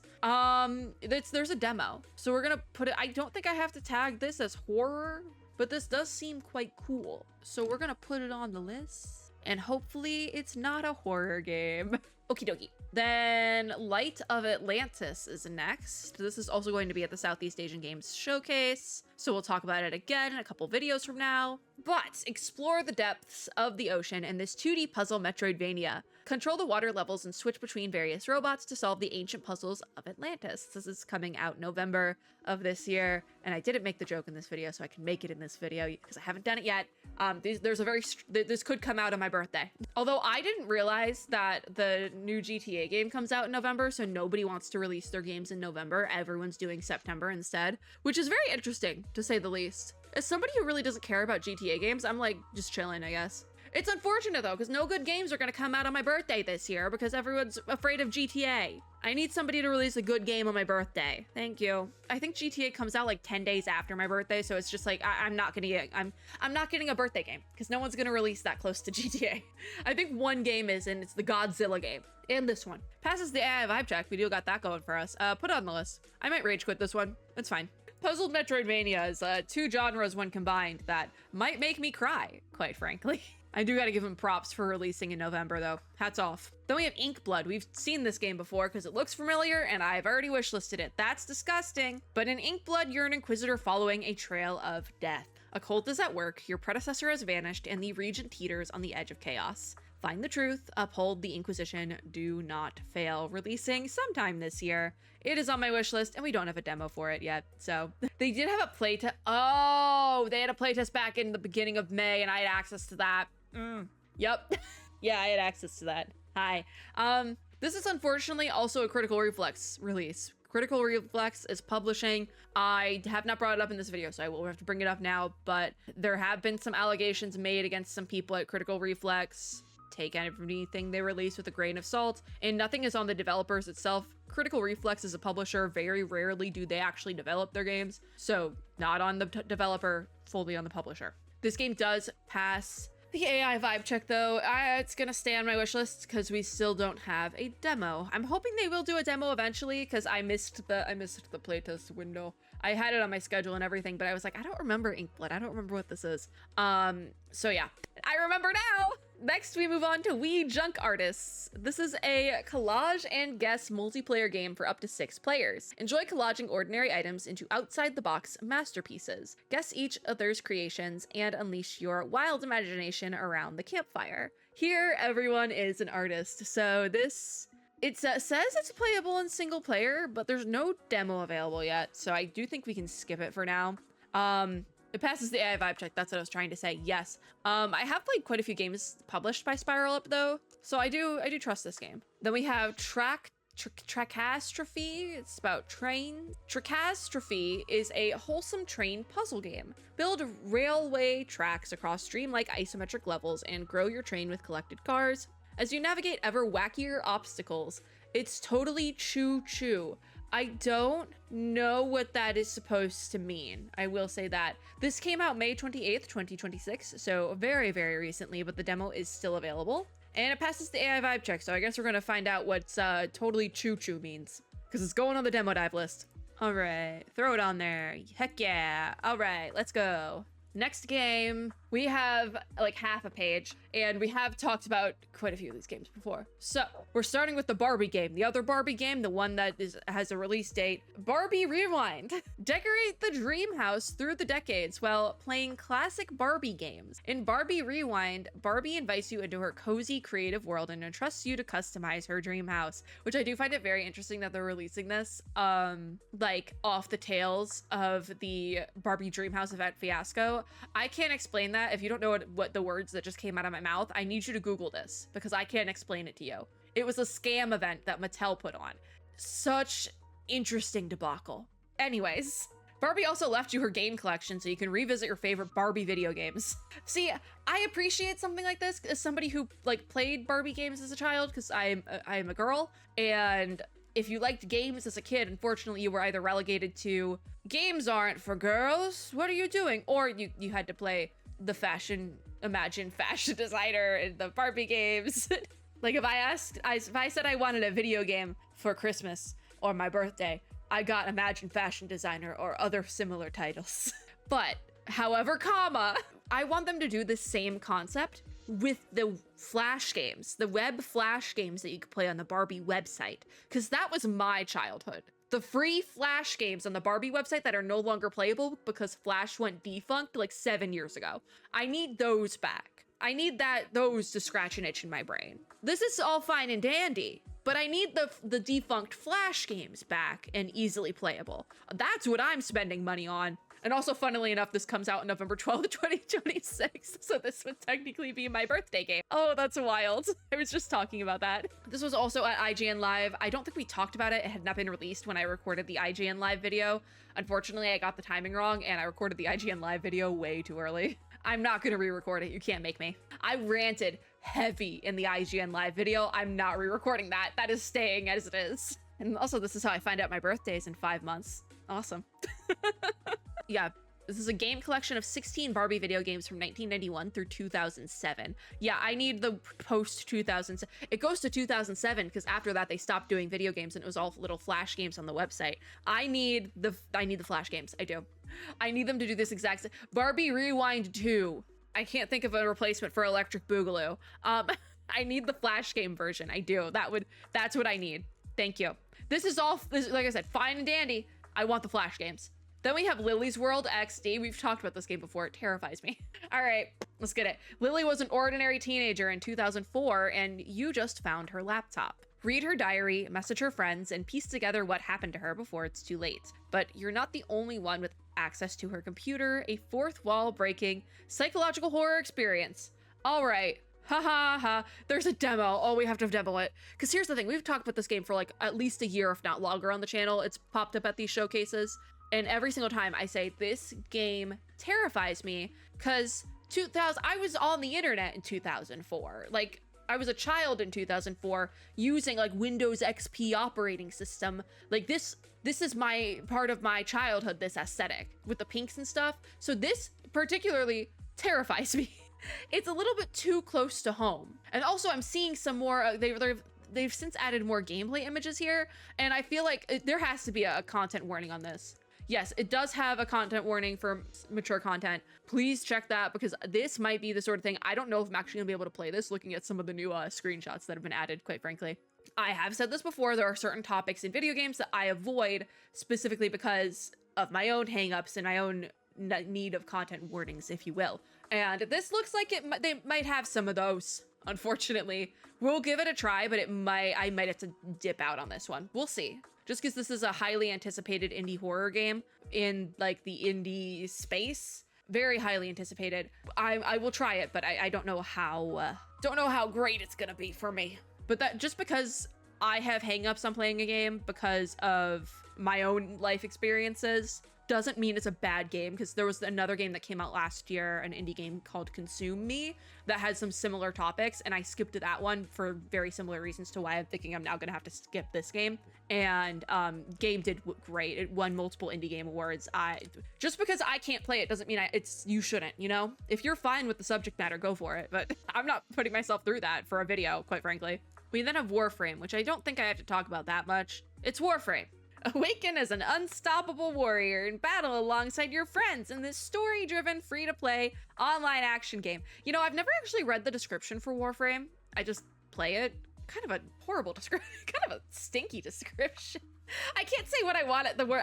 There's a word I actually want to use to describe it, but I can't use it in the video for language. But kind of a stinky description there. Should we go through all the things? Oh, look, it passes the AI vibe check. It's Warframe. What do you expect? Moving on, Regreening. The Regreening. This is a cozy simulation game about restoring nature in a soil punk fairy tale. Grow plants, also that art is phenomenal. Grow plants to create living ecosystems, become friends with ancient spirits, make your own upcycling hub, and hug all the animals. Can you transform this deserted world into a joyful home again? Does it pass the vibe check? It does. Is this an auto join playtest? It's an auto join playtest. All right, put that on the list. Playtests count. Yeah, this sounds like something I would like. It sounds like a million other games I've played or demoed or both before. So the art style is actually super impressive. I'm curious if I can get like a proper, because they showed off a cutscene, and that's really what I want to see here. Like this with this like the 2D mixed with the 3D. Like the background itself is like very much more 2D. There's 3D elements, but it's mostly 2D. And then the character is done in 3D, which is probably, I would assume that is like a cost cutting measure to do it like that, because to do the everything in 2D is insane. It's like when you see anime use 3D elements, like do 3D mechs instead of animating a 2D mech, because that would be painful. But very rarely do you see it done in a way like utilizing limitations in the game development pipeline in such a creative way. Like more and more, we're just seeing people throw in some AI slop and not like playing with those limitations that they have technologically or financially in doing really interesting things like this. So I'm super impressed by this. Hopefully we get to that playtest. I really hope we get to that playtest. Next is Stormforge, an open world survival crafting game for 1 to 8 players. You are Stormforged with the ability to brave and harness power from magical storms. Explore, fight, forge, craft, build, and defeat bosses in this epic fantasy game. Survive the storms and thrive, coming out in 2026. It's open world survival crafting, baby. Let's request access to the playtest. Our interest is registered. There's no demo yet, so we're just gonna wait on that playtest access. And if we get access, we get access. If we don't, we don't. Simple. Very interested in the art style. Can you play this in single player? It does say that you can. For 1 to 8 players, so this is gonna be a single player test as well. It passes the vibe check, which I think we only have 2 games left, and we've had every single game so far pass the vibe check. 1 game is hidden though, and we do have to go talk about that probably. But this is coming to early access this year, which makes sense. I think releasing a game that is in any way, shape, or form adjacent to live service into early access before doing a official 1.0 release is actually very smart, because I mean, you even see it with like bigger games. Like, for example, Zenless Zone Zero, gacha game. I played since beta number 2. I played beta number 2, beta number 3, and then now I played at launch, right? And when I was doing the beta versions of the game, I had like no notes. I really enjoyed everything that I had played. I was like tunnel visioned to just really enjoying it. I really liked the OG versions of Zenless Zone Zero. I still like the versions that they have since changed since launch, but I think the OG version of the game is personally my favorite. But that version of the game no longer exists anymore. However, it should not have gotten that far, because I think having as much community feedback as possible makes it so that doesn't happen. Makes it so, because what happened with Endless Zone Zero, if you don't play gacha games and you're just watching this video, is that they released the game, and then I think it was around 1.5, they did an entire overhaul of like most of the game's systems and how it worked. We had this thing called TV mode that is now no longer in the game really at all. And certain things were broken up more, and I liked that version of the game, quite frankly. That was my preferred version of the game. I understand why players did not like that version of the game, because it was not advertised that way. But I will stand 10 toes down. I liked OG Zenless better than current Zenless. I will stand 10 toes down on that. You can fight me in the comments, but that is my personal preference. I'm so happy for you if you like the current version. Good for you. But it should not have had to come to that. We should have launched the game in the state that we got in like 1.5 or like whatever it was, because it basically just not enough people tested it seems like, in those early days. So it kind of was like an echo chamber where we're all like, yes, girl, this is so good. But the general public, once they got their hands on the game, were like, no, this sucks. So, which I understand, and I have said this before, that is because it was not advertised how the game actually played. They did not advertise TV mode. And so people got to TV mode and were like, what the hell is this? So I think releasing an early access, having an open beta time period, whatever you need to do, I think is the smartest thing to do for any game that is even live service adjacent, like an open world survival crafting game that will have people on servers and things like that. Specifically because you can have the most people give you their opinion on the game, and you can avoid the Zenless Zone Zero conundrum. So it's better, because that was the Zenless Zone Zero is a gacha game. It released into 1.0 and everyone was like, this sucks. You can fix that if you release an early access on Steam, because you can release like a 0.0 or like a 0.x version. That's how you avoid that. Then we have Black Jacket. I spent a lot of time on that last game. So this game is also going to be at the Future Games Show Summer Showcase, which again, I'm co-streaming that one. We will be talking about it. It will get its own video, and that is coming soon. So we'll be talking about this one again. But in Black Jacket, gamble your way out of hell in this blackjack-inspired roguelite deck builder. Some words I love are here. Play powerful card combos or cheat to outwit your opponents and earn your freedom. Win their soul coins. Bribe the ferryman. I like that. Okay, and uncover the story of those who stand in your way. So, by soul coins, I think they're talking about like the coin you give to Charon to ferry you into the underworld, because they bribe the ferryman. That's my man, Charon! I make a lot of, I haven't really brought it up, but I love mythology. Particularly, I have the most knowledge of Greek mythology. I just love any sort of mythology, but I just know the most about Greek mythology. So, Charon is the ferryman to the underworld. You give him a coin when you die, and then he takes you in his boat to the underworld.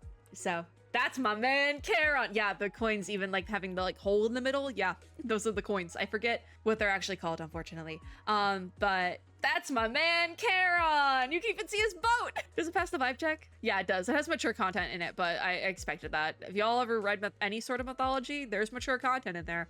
This came out May 12th of this year, and there's a sidebar demo available, so I'm putting it on the list. There's also a very high chance this is getting a Steam Next Fest release, maybe, I don't know. It's already out. And I do have to say, these are some very clever bundles. Balatro and Black Jacket, Clover Pit and Black Jacket. Very similar games. Clever.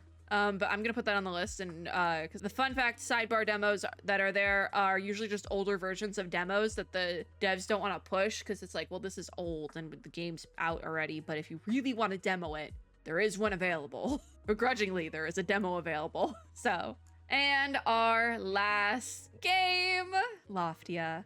Oh, my sweet, sweet Loftia. So we have covered Loftia recently. This is also a part of the Wholesome Direct, which I am co-streaming, so I do need to cover that one. There will be a video. My sweet, sweet Loftia. I have been a creator think technically Loftia partner is the term they use. What term did they use? I have this written down. They do use creators. Okay. I am a Loftia creator and have been since like 2023 or 2024 when they first started recruiting creators. I think 2024 is the correct year. Not entirely sure. I did recently have access to the first closed beta test. And yes, this one that happened on April 22nd. I only got in one video, unfortunately. I didn't really get to play through too much of it.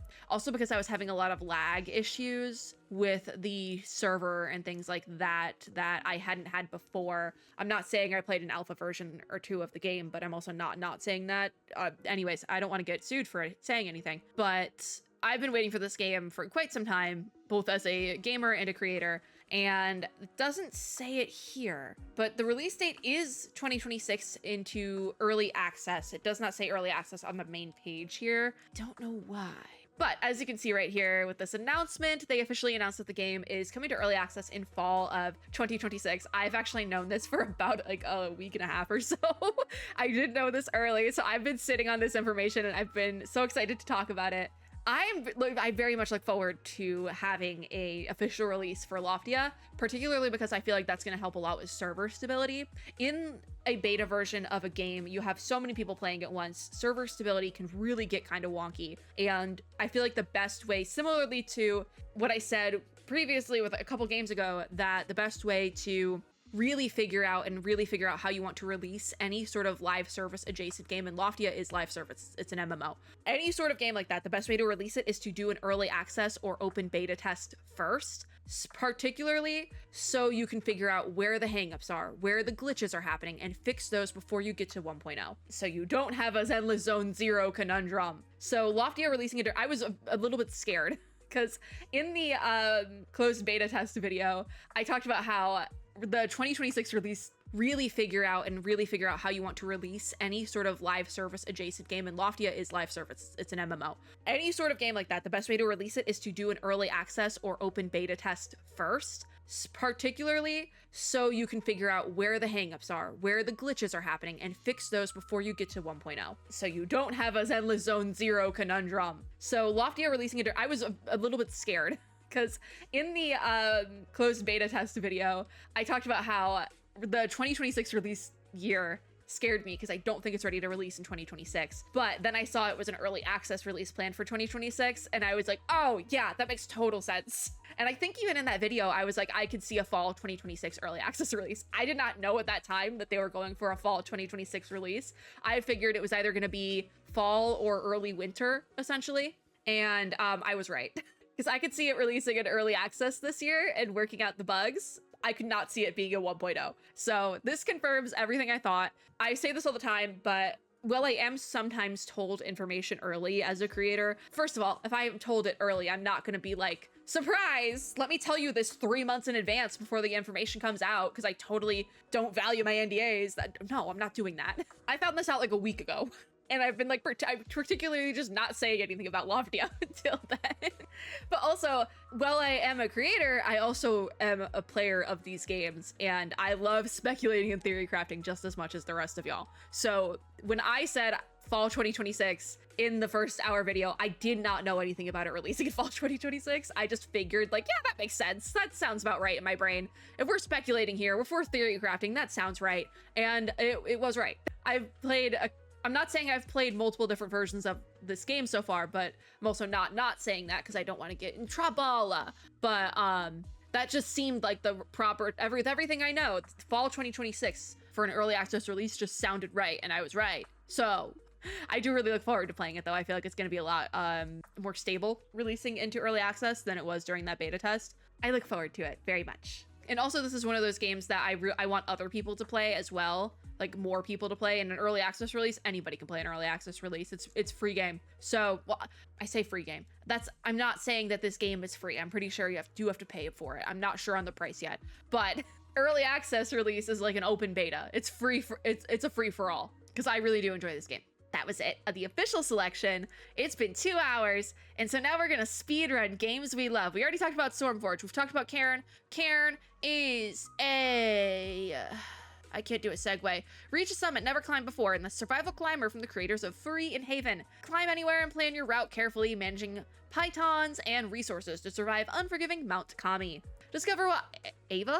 Sure, is willing to sacrifice to achieve the ascent of a lifetime. Came out January 29th, 2026. So earlier this year, we have demoed this before. I think it was an off-camera demo in a Summer Game Fest last year demo dive that I think I actually pushed into another video, possibly. No, this was an off-camera one. So I rated it. I think I gave it like 3 or 4 stars. It was fine. The demo is actually really good. Demo's available. I'm not re-demoing it, but if you are curious, demo's available. It's like a rage game, but also so much work and care has been put into this game. You can really tell the developers like either are climbers themselves or did so much research into climbing for this game. And this is also going to be a future game show, so we'll talk about it again. Black Jacket, we talked about Warframe, we talked about Lily's World, we talked about Grave Seasons. I have not talked about in this video, and I'm always looking for an excuse to talk about Grave Seasons. As you can see here, this is going to be at IGN Live, and I was at another couple of showcases we've already talked about. But Grave Seasons is a narrative farming sim with a terrifying twist. Someone in the town is a supernatural serial killer. Farm, romance, and investigate your way through the unsettling town of Ashen Ridge. I've been having my eye on this game since it was like first announced. I so look forward to it. It's like a Stardew Valley murder mystery. The art looks so good, and in an earlier showcase, I think it was Summer Game Fest last year, they had little clips with some of the devs for the game, and one of them had a plushie version of Blade Honkai Star Rail in the background, and since that moment going forward, I have trusted them, and so I trust this game. Thank you. I want to talk about this game. The Willamist Emporium of Antiques and Curiosities from 2.5 Studios. And you might be thinking, that sounds familiar. That's because this is from the studio that brought you A Date with Death. And it's a demo dive reject. I wanted to play this, I think, during Steam Next Fest earlier in the year. And the demo is still available. So guess what? It's going on the list. I hope we roll for it, because this I so look forward to. Of the two, I guess, of like the 2 IPs that 2.5 Studios like really pushes, it's A Date with Death and this game. And you can kind of tell that this game is the one they enjoy more, if that makes sense. Like, this is the one they are waiting to release. This is like their baby. And so I really, really want to demo this and have had my eye on it for quite some time. But this is also a demo dive reject because it was supposed to be demoed at an earlier date. And it's an anticipated demo for me. Oh my god, wait. But yeah, I so want to play this game. Loftia, we talked about. Regreening, we talked about. Gordlets, I own. And it's only $3 right now. Wow. It's actually only $5, so that's not much. This is an easygoing sandbox game about building towns for cute vegetable folks. Create your perfect community, then watch as the Gordlets make themselves at home. No objectives, no points, just good vibes. Play in full screen or let your Gordlets hang out at the bottom of your screen. So it can be played in multiple ways. This came out back in 2024, and I own the game. I forget who I got the game from. If it was... Oh, Future Friends. I probably got it from Future Friends. Yes. Thank you, Future Friends. You're very kind to me all the time. Thank you. Yeah, I gotta put this on the demo dive list because I unfortunately own it. It's not unfortunate. I just need to play the game. It's unfortunately I have not had time to play it yet or rolled it in a player nay video. So tagging it with I own this. I own this game. But yeah, because so at an earlier date with the player nay list, I don't think it was in this video, I talked about how I get a lot of games sent to me and I just don't have time to play everything. So that's where player nay comes in and I roll for a random number similar to the demo dives. Gordlets is on the player nay list. So I'm putting it into the demo dive list because it's just been sitting in my library for too long. It needs some recognition at this point. All right, Demon Bluff, what is this? The cards lie in this single player social... Did we talk about this? Did we talk about this one? No.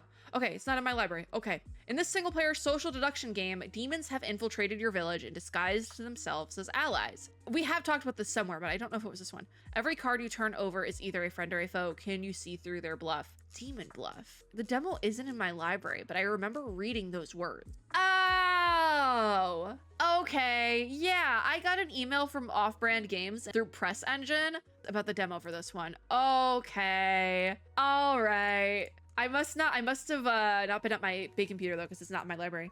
I must have been on my laptop. So I was either at work or at a coffee shop or something. Oopsies. I was like, this sounds really familiar.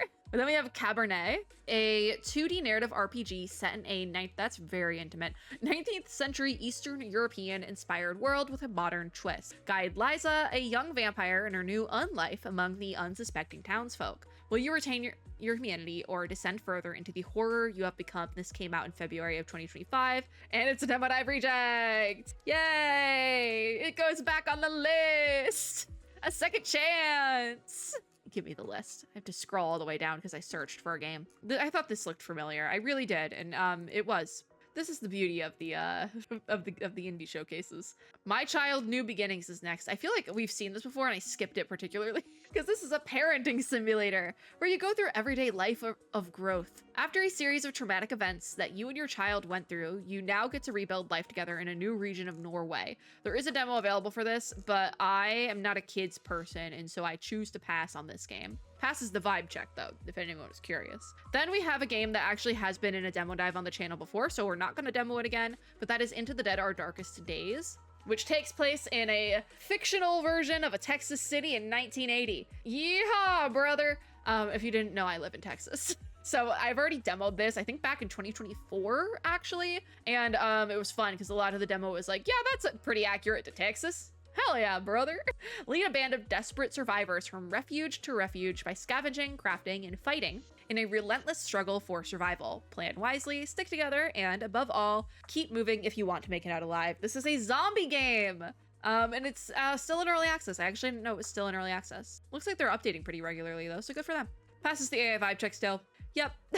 It's actually quite a fun game. I actually do recommend it. I just am a weenie for horror games. I do think this is on my punishment list. I've said before, if I have a year to finish the Player in A game, if once I say it's a play and put it on my schedule, I have a year to finish it, and if I don't, there are consequences. And a lot of those consequences are horror games, and Into the Dead Our Darkest Days is on that list. So it might come back someday. Actually. All right, we talked about Horses of Hope and Bay. We have to talk about Thrifty Business because it has since come out and I still haven't played it. But in this game, run your very own thrift shop in this laid-back management sim. Sort through boxes to find hidden treasures and arrange nostalgic displays of clothes, antiques, toys, and more. Befriend the regulars, help with their requests, and expand your store into a hub for the local community. I vaguely heard about this coming out. It came out May 18th of this year. I love a spell guarding game. Quite frankly, I love most of their other games, and I love thrifting. It's one of my personal hobbies, so I was really excited for this game, and I like vaguely knew it came out at the beginning of May, but also didn't. It passes the vibe check. I need to get my hands on this game, basically, and I can get a discount because I have it with a bundle. So, fun fact, if you have a game that's part of a bundle, always buy the bundle version because it's like a couple bucks cheaper. We talked about Schrodinger's Call Curiosmos. We've talked about before, but not in this video. We talked about it in 2024 because they had a video from the Wholesome Direct in 2024. Curiosmos is a cozy space sim where you build your own solar system by hand, crafting planets, moons, gravity, atmosphere, and even life. Embark on a quest to discover the secrets of the universe. Release date is still to be announced, and there is no demo, so it's just gonna stay on the wish list for now. Then we have Pelikeeper, a tower defense and base building comfort strategy game where you play as the last pelican in a world swallowed by a shadowy fog. Now, tower defense games are not my cup of tea, but we'll try it. Build up and defend the settlement around your lighthouse, rescue lost animal neighbors, and return constellations to the cosmos. Release date is to be announced, and this is a demo dive reject because it's already in my library somewhere. I don't think this has been put on the list yet. Let me check real quick. Hold on, I hit the wrong button. All right, another reject for the list. Dogpile, we have already talked about at another showcase. I think it was IGN Live. I talked about it there, so that video hasn't gone up yet. So Dogpile is a roguelike deck builder about merging cute dogs into bigger dogs. Play dogs, get money, customize your dogs with special traits, refine your deck, and play more dogs. Yeah, we've done the bit before. There's no demo available for this one, so if I want to play it, I just have to get it myself. So we'll see. Luna Abyss, we talked about earlier. The Wandering Village I own, and this got its own video thanks to Stray Fawn, because they sponsored that video. Thanks, Stray Fawn. They didn't sponsor this video. This is my own accord. But the Wandering Village video, they did sponsor that one last year. So The Wandering Village is a city building simulation game on the back of a giant wandering creature. Build your settlement and form a symbiotic relationship with the Colossus. Will you survive together in this hostile yet beautiful post-apocalyptic world contaminated by poisonous plants? This game got a play. It is on the schedule to finish probably sometime in July of next year. Passes the vibe check. I know it does, because I wouldn't have agreed to the sponsored video if it didn't. And I regularly do sponsored videos with Strafon, so like I trust them. This game is really good. I actually do recommend it. How much is it on Steam? Right now it's 50% off, so it's $15 until June 15th. So if y'all can still get that discount, I would go for it. And if you complete it with a bundle, it's even less. So go for it. Okay, what's next? Spilled. We actually have played Spilled on the channel before. Spilled is a very popular indie game. It's not my favorite, particularly because I just get overstimulated because there's way too much happening in the water, and you can't really turn that off. And it looks really pretty, but my eyeballs get confused. So, in Spilled, clean up ocean waste in this short and relaxing game. Recycle, earn coins, and upgrade your boat.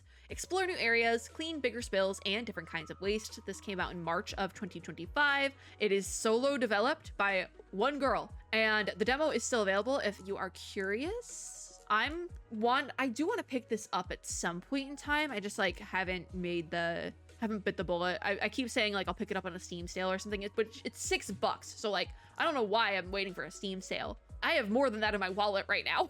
Bird watching notebook is next. I've never seen this one. Turn your balcony into your very own bird watching spot and await the arrival of new avian friends. Enjoy a cozy idle game. Place a tiny postcard on the corner of your screen, keeping you company with pleasant scenes and visiting birds, and don't forget your camera. This is actually quite cute. I love little on your screen games, and this is a very cute concept that it's like a little postcard on the bottom of the screen, because I would assume technically you could put it really anywhere on your screen, because there's a lot of little like on your screen idle games that need to occupy the entire bottom of the screen, and sometimes I need my full screen. So it's like, especially sometimes I need the full bottom of the screen, and so I like would rather put it on the top of the screen or on my second monitor or something like that. So I actually am curious in trying this bird watching notebook, because there is a demo available, so it can go on the thing. We have like our second idle overlay game, because we didn't get a ton of those, which I might just do those off camera, by the way.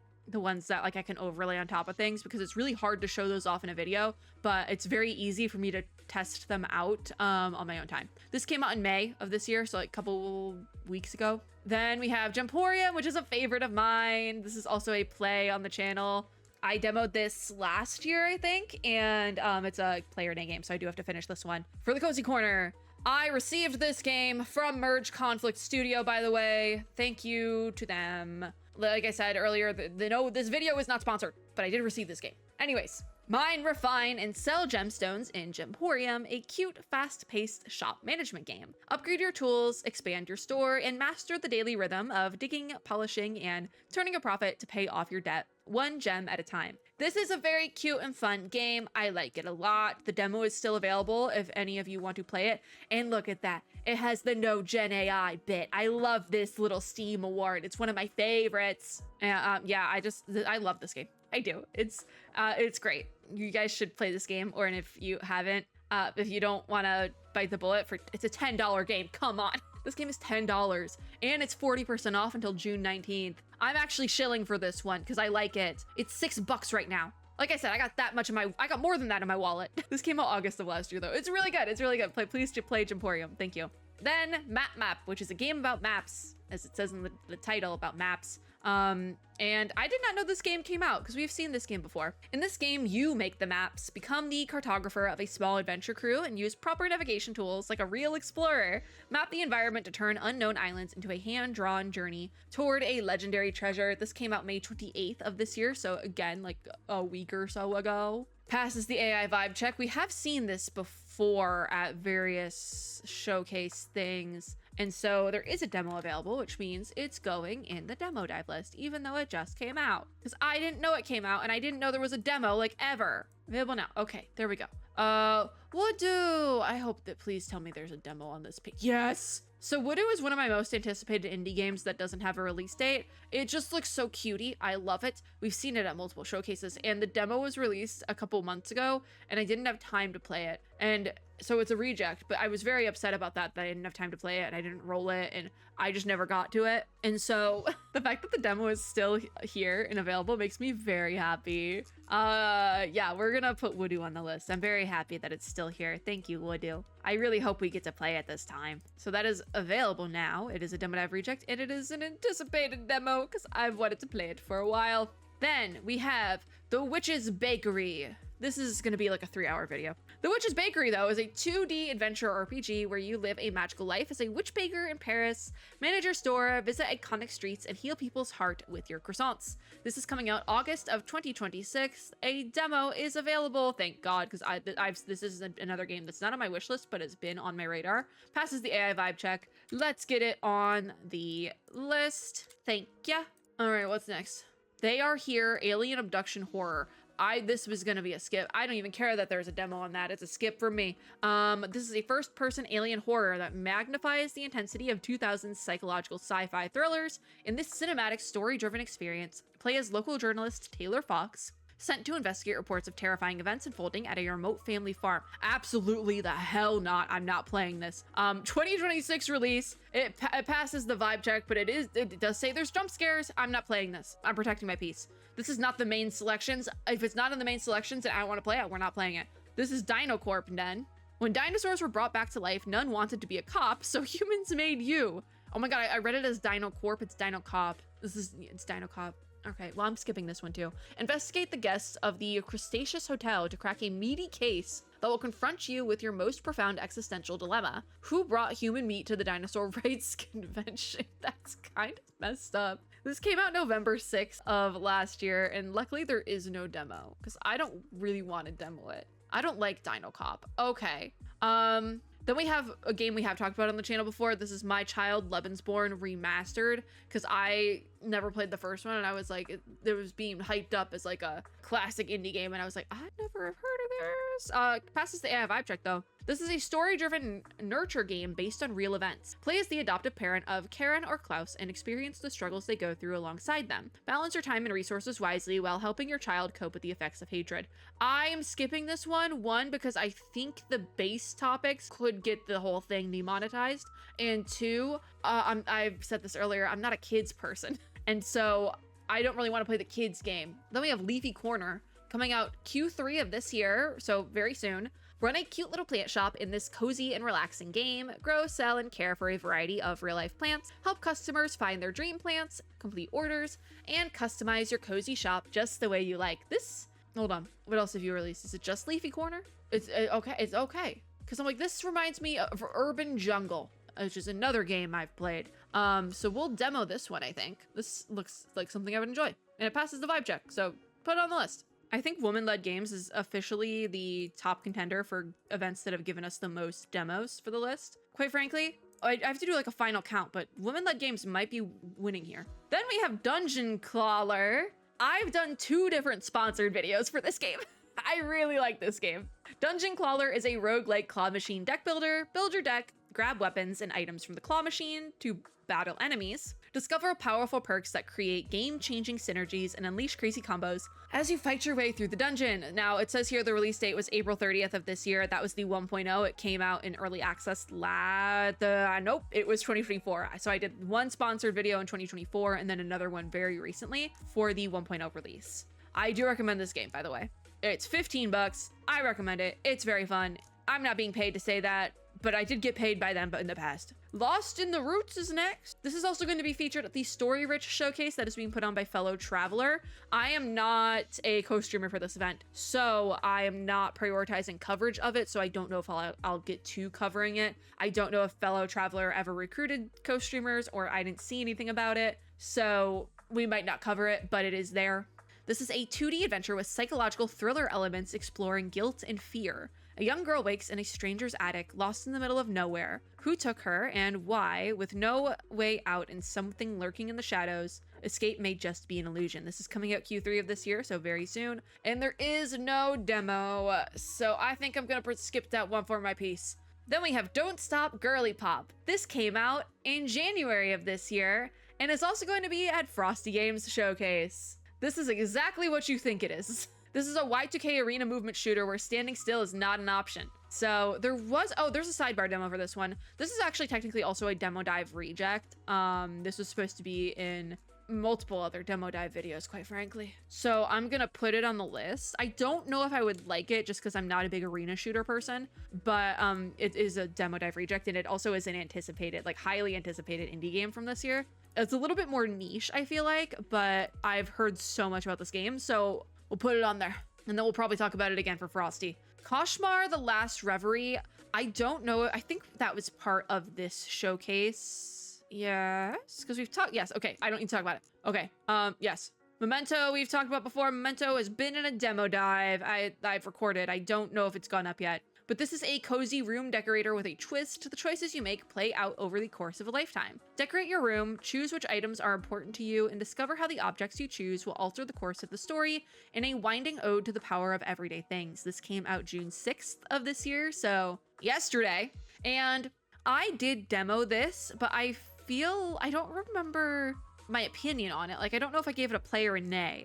I think I was a little bit mixed opinions on it. But it was pretty good. If it's still on my wish list, it had to have been pretty good. Will Follow the Light is next. This is a game we have talked about in the past, but not this year. Still passes the vibe check. But dive into a realistic single-player first-person journey through the harsh northern latitudes as you sail endless waters, searching for a way back to your loved ones. Will you follow the light? This, it has mixed reviews right now, so I'm curious what happened. Came out May 7th of this year. I do still want to try and play this game, but it is what it is. Then we have Wish Upon a Llama. This I've already demoed, so I'm not going to be re-demoing it. I think I already demoed it. The version of the demo I played though is a little bit funky. So this version of the demo, I played it like the alpha demo. This is probably much better, pointing that out. I did like it though. I do want to play the full version. But Wish Upon a Llama is a cozy life sim RPG for animal lovers. As Llama Town's rancher, breed and raise adorable furry friends while rekindling a forgotten bond between the community and animals. Get to know the townsfolk, build lasting friendships, and perhaps discover romance. Adventure awaits. I recommend that one. Then we have Void Martyrs, which I think we've already talked about. I could request playtest access. I'm not doing it. This is a grim, dark survival horror about a nun in space. Scavenge amongst the drifting space bacilla? Sure. Balance your faith with survival and craft the tools of your salvation. Release date is coming soon. We've seen this before. It does pass the AI vibe check. We then have Spirit Stead. This is a city builder that's going to also be at Wholesome Direct. Set in a world of magic, build a village and care for the people who live there. Help of hidden spirits you discover along the way. Watch the town grow and flourish as you expand, create, and decorate. I'll put the demo on the list. Just give me a second. It passes the vibe check. We're safe. Listen, I love a cozy farm game. It goes on the list. And Sentry is next. This, I can already tell this is probably gonna be a skip for me, but Sentry is an action defense first-person shooter where you defend your spaceship against invading aliens. Plot an escape route that through hostile space and battle the enemy across your vessel. With the support of traps, turrets, and environmental destruction. This came out in March of 2024. It is still in early access, but it passes the AI vibe check, so do with that what you will. It's tower defense. I'm not a big tower defense fan. Whimside, then, is a creature collection game that sits at the bottom of your screen and fits easily into your routine. Whether you're working, studying, or relaxing, Whimside is always ready to offer you a cozy escape. Capture rare creatures, create new species, and decorate your whimsical space. Came out August of last year, and this is a demo dive reject. I figured it was. I was like, this looks and sounds very familiar, and what do you know, it is. I'm going to put it on the list right now, but there also is a very strong chance I did play this already, and it is in a demo dive that I've already recorded somewhere, and I just don't remember. So I'm gonna throw it on there, and I'll check later, because if that's the case, I will take it off the list, but I really don't fully remember. So we're just gonna do a little bit of that right now. I don't really want to go look it up. I'll look it up later. Then we have Begraved. This is a cozy and dark first-person co-op dungeon crawler where you loot cursed crypts, dodge traps, and flee from things that should not move. I don't like that. Escape with treasures and snatched from the dead. Decorate your hideout, uncovered buried secrets, and remember, the taxman always comes for his due. So this does say it's single-player playable, so I think we have to do a single-player test and see if it actually plays in single player, because there is a demo available, so I say we give it a shot. It's coming out this year, and it, you know, cozy and dark are two things you don't really see that go together too much, but those are two things that I enjoy, so I would like to give it a shot. I also forgot that I had a tag for games that need the single player demo test, and forgot to add it to quite a few games. So this next game I'm a little scared for, because I know that there's a couple of games with a very similar premise to this one that do use generative AI, but this is K-pop idol stories road to debut, and I do need to AI check it really. Okay, oh thank god. All right, cool. All right, so there's a couple of different games with a very similar like be a VTuber, be a K-pop idol. And some other ones, not this game, have used generative AI and have the disclosure on them. So, whoo, we're safe. I do think this would be fun to play on the channel though, because I was a K-pop fan for like 15 years. So I know my stuff. I think this was also at Choose Wisely. It's not listed here. Maybe I'm thinking of the one that had AI. I don't know.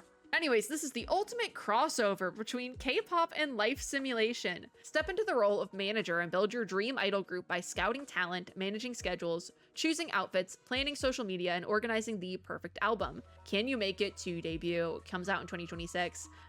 Is the demo still available? Yeah, it is. Get it on there. Because I do think this is actually also a demo dive reject because it has come up before.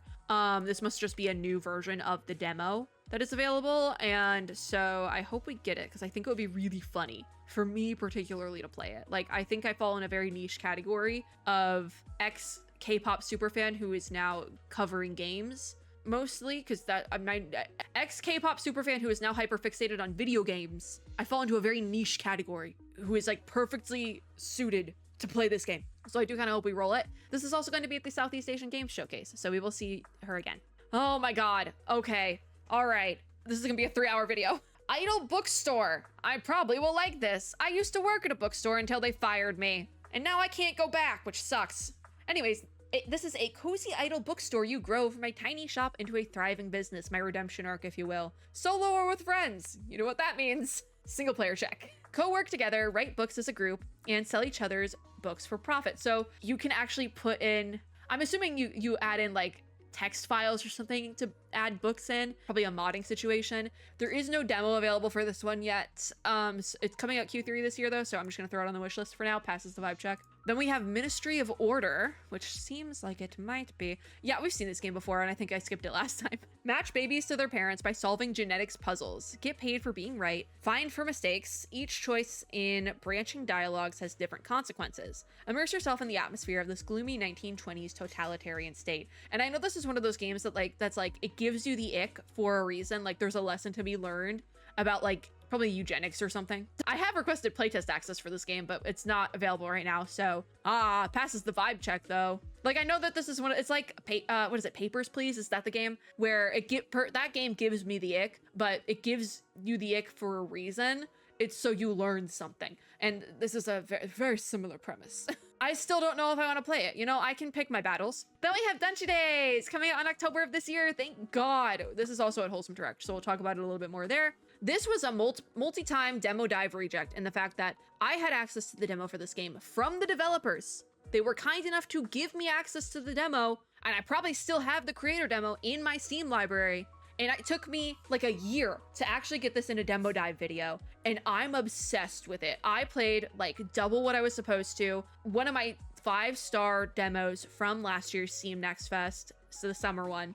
I loved this game. I cried. I played it for like 40 minutes when I was only supposed to play it for like 10, and I cried. It's so good. And I felt so bad after that. Well, I'm like crying at this demo, and I was like, I waited so long to play this. Why'd I do that? So I'm happy it's coming out in October. I very much look forward to that. You can see here. I don't know if this is a demo available to everyone, but it is available to me. Anyways, help Hoshino bring her hometown back together in a comedic yet bittersweet story set in 2000s Japan. She'll face malevolent forces, uncover truths about her town, all while reconnecting with neighbors and her grandma living with dementia. That was the part that got me. And even like thinking about it now, I'm like getting teary-eyed because also I'm going a little bit insane from the fact that we've been recording for like a grand total of like 3 hours. Oh, this game hurts, but it is so cute and it's so good, and I can't recommend it enough. Please play Densha Days. I'll be playing it in October, I hope. I always have to preface it with I hope, because I never know when I'm gonna have time for things. Dragon's Brew is next. Let me stop crying. Run the board game cafe of your dreams. Actually, that's a very fun premise for like a management sim. You don't really see like a board game cafe. I love that. Craft food and drink, deliver orders to the townsfolk, collect board games, and customize your space your way. Coming out Q4 of this year, there is a demo, so we'll probably demo it because it passes the AI vibe check. Let's go for it. I'm gonna need to take a water break soon because I'm going through it over here. My dog is doing something he's not supposed to, and I looked back at him and he immediately looked up at me. So he knows he's doing something he's not supposed to be doing. I hear you, Toto. I know you're doing something. I just can't tell what it is. Okay, yeah, this doesn't have any more tags. Okay, cool. Killa, we've seen before. Just not this year. This is a 3D adventure mystery with multiple endings. Valhalla, our protagonist, seeks the killer of her mentor, a mentor she treasures like family, venturing to an unknown island. Discover the culprit of this enigmatic island and embark on a journey of revenge. There's a demo, thank God. And also good for the devs, because they're being published by Toei. Good for them. I love to see indie games just thriving. Like, get that Toei money. Come on. There's a demo for this one. This has come up before and I've wanted to demo it, but we have a demo now. Actually, this might be a demo dive reject now that I think about it. This might be a new demo. I'm gonna tag it as one because I'm pretty sure this has come up before and I'm pretty sure it was played. Anyways, okay, God's TV is next. Shoot, hack, and slash your way to stardom in this action show like roguelites. That's hard to say. The gods demand views. Fight for fame, die for your fans, and grow stronger backstage. You're on. Are you ready for prime time? Release date is coming soon. This is already giving me like flashing lights. Put on the wish list. I'm like, yeah, this is already hurting my brain. Put it on the wish list. Then we have Mama, an emotional narrative point and click about a daughter caring for her mother as dementia reshapes their bond. Why? We can't keep doing this. Explore heartfelt conversations, fragmented memories, and story-driven puzzles on a journey of caregiving and learning to let go. It passes the vibe check. Put it on the wish list. There's no demo, so just throw it on the wish list. It's coming out in 2027. Fine. Midgard we've talked about in another video, but this is a chaotic 1 to 4 player co-op adventure where you and your friends create the ultimate Viking tavern. Hunt mystical beasts by day, cook and serve rowdy patrons by night, and survive the wrath of Norse gods when the mead stops flowing. It's already on my list. It's coming out Q4 of this year. No, it's not, because there's no demo. I lied, not on the list. Next is Doomsday Diner. This came out, or will be coming out in July of this year. Oh my god, that's disgusting. In a post-apocalyptic world where hot dogs are cheap and life is cheaper, you manage the last functioning hot dog diner. I didn't know there was hot dog diners that existed. Okay. Cook hot dogs, brew coffee, and serve bizarre orders. Upgrade your diner, keep it clean, and shoot down raiders who want your hard-earned cash. That's a bit much. There is a demo. We'll figure out if we want to demo it at Frosty. Okay, it's gonna be at Frosty. We'll figure it out then. There's so many. Mirage Miracle Quest we've seen before. Okay, this is a modernized turn-based RPG x deck builder where strategy meets magical girl flair. Join Mirage on a thrilling journey to master her powers, customize your playstyle, travel with a memorable team, and explore a splendid hand-painted world. This is a reject. This is a demo dive reject. I'm not sure from where. Wholesome Snack, last year's Wholesome Snack, there it is. It could have been somewhere before then, because I just remember I rolled this for a demo dive and it wouldn't work right on my computer, so I gave up. So this is a demo dive reject, and I know for a fact I did not play it last time because it wouldn't work, so we're just gonna throw it back on the list. Why not? It's hand painted, we gotta. This is also probably a new version of the demo, so it probably, whatever bug I was getting that wouldn't let me play it before, is probably fixed. Mops and Mobs, a sweeping dungeon adventure. This is a humorous dungeon adventure spicing up storytelling with decoration quests and card-based battles. Befriend eccentric monsters and solve problems as the dungeon's janitor. Clean, decorate, investigate, and eventually uncover dangers threatening the dungeon. There is a demo. It passes the vibe check, so it goes on the list. I might have to split this video into a third part, specifically because I need to take my dog for a walk in like 20 minutes. I have like maybe an extra 10 minutes of wiggle room. So, what's next? Mutate, fight, nope, that's not next. I skipped an entire row. Dark web streamer is next. That scares me. Okay, become an occult streamer on a 90s dark web in this narrative roguelite horror RPG sim. Listen, it ticks off enough boxes that I would enjoy this, but also I can't. The streaming thing makes it a little bit too close to home and I can't do it. Experience endless strange events in a procedurally generated world as you grow your stream, surf the web, perform rituals, make hard choices, manage stats, and try to survive an increasingly haunted apartment. Listen, as somebody who probably has a haunted apartment, I can't do this. As somebody who is close enough to streaming and with a haunted apartment, we can't play this. It's too close to home. Passes the vibe check though. This is kind of funny though. They have a review, one review here, that is screaming and flailing from multiple large men at the demo booth. That's really fun. Okay, Murray Wildwoods is next. This is on my wish list already. We've seen it before. Step into the paws of Pell, a regular Murray out on their first solo mission as a cleaner. With the support of your friends on Team Squeak, explore a mysterious island, clean up corruption, collect things, befriend critters, and save the island's forest spirit to restore the environment. There's a demo in here. I'm pretty sure this is a demo dive reject as well. Wholesome Direct 2025, there she is. I don't remember playing this last year, so there wasn't a demo last year, or I couldn't get it to work. So we're just gonna throw it on here, and I'm gonna say it's a demo dive reject. It's probably on my player nay list if I go look. I'm just gonna say it's a reject. Sure. Now we have Mutate Fight Per.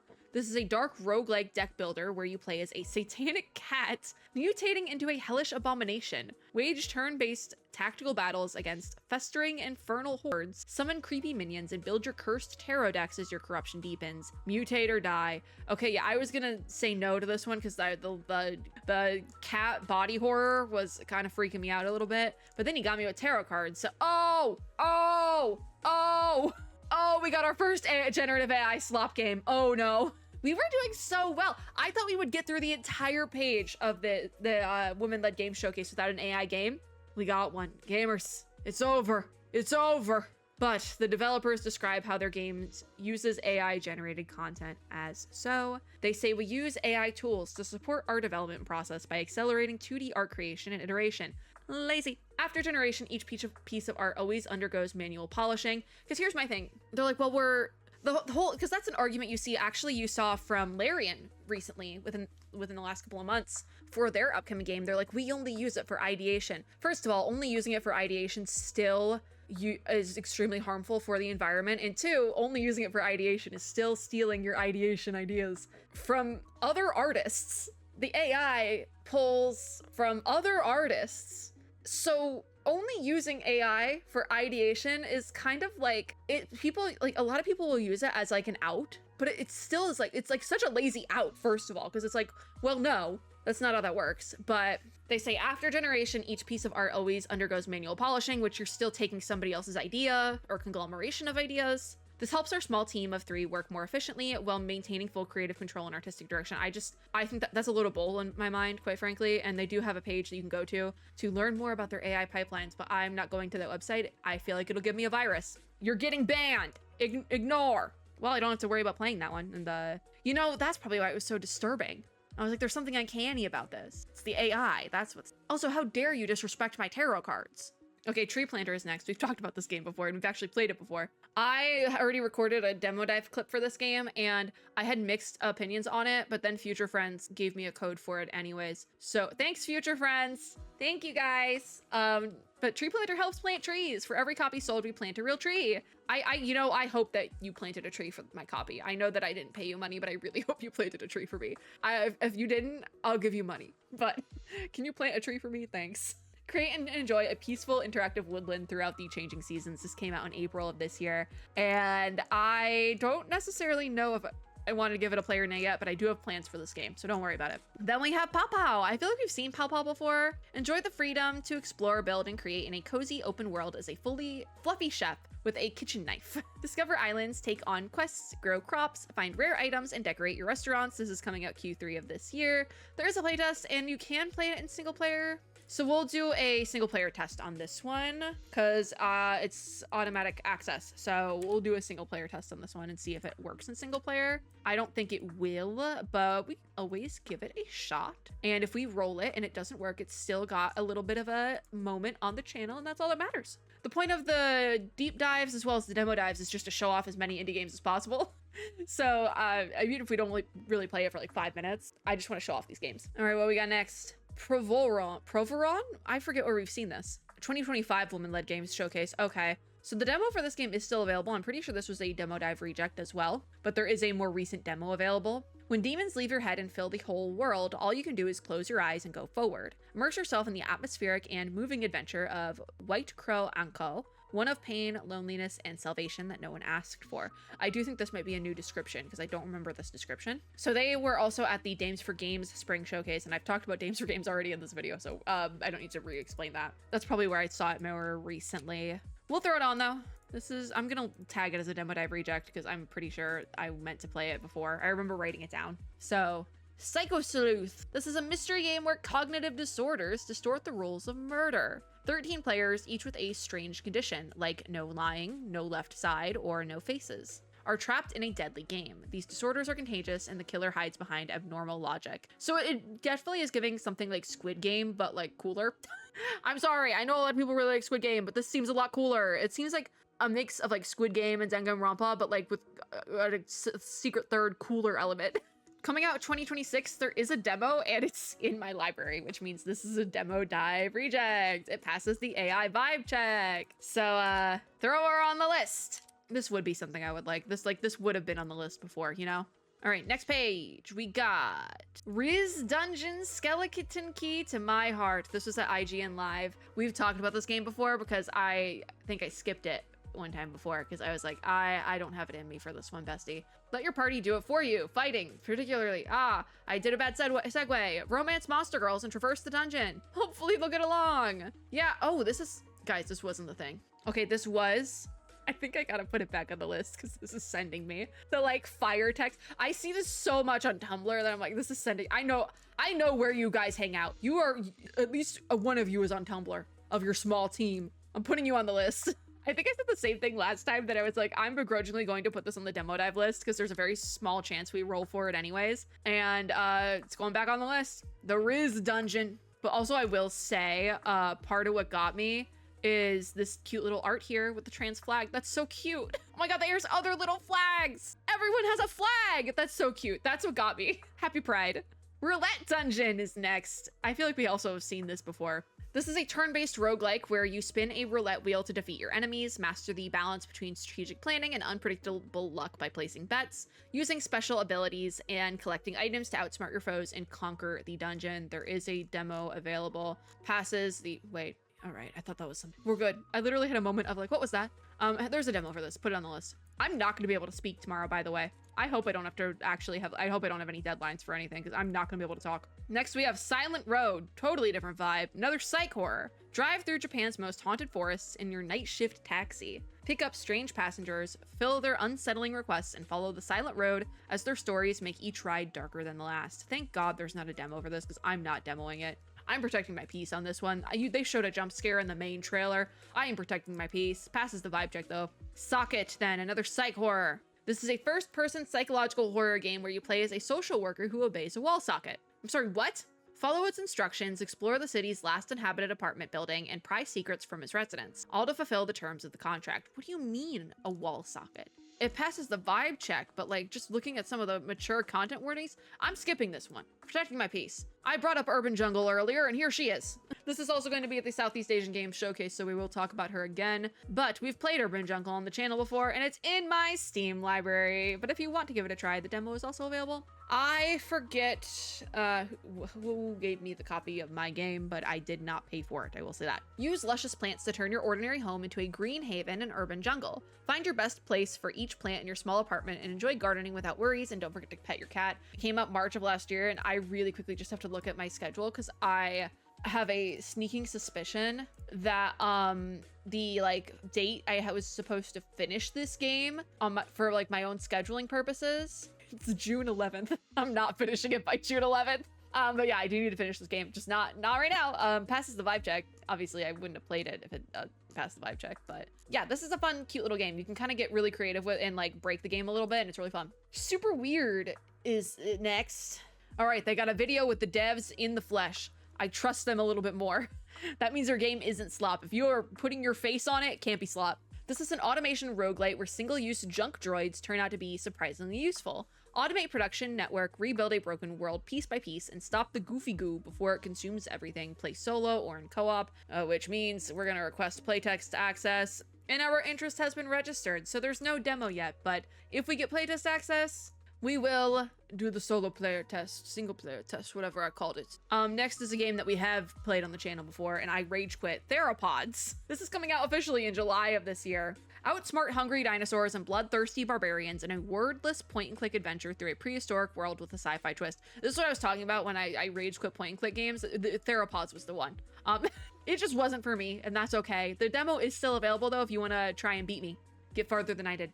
I'm sorry. My dog is grumbling in the background and I look behind me and he's sitting angrily by the door, but I really want to finish this video. All right, I'm gonna finish this page and then I'm gonna go take him for a walk and come back because he's pissed. Okay, tiny shop, make it cozy. I have to AI vibe check this one immediately. Okay, it passes, but you're on thin ice. Leave the hustle and bustle behind and bring your dream of a cozy little shop to life. Create, decorate, and watch visitors fall in love. Let your imagination run wild and craft a beautiful, inviting space they'll want to return to again and again. And the reason why I immediately AI vibe checked it is because the banner art here is like wildly different from the style in the game, so I just had to check. This is on my wish list, so we'll just request playtest access and leave it alone. All right, one more game and then I'll take him for a walk. Tonight's special.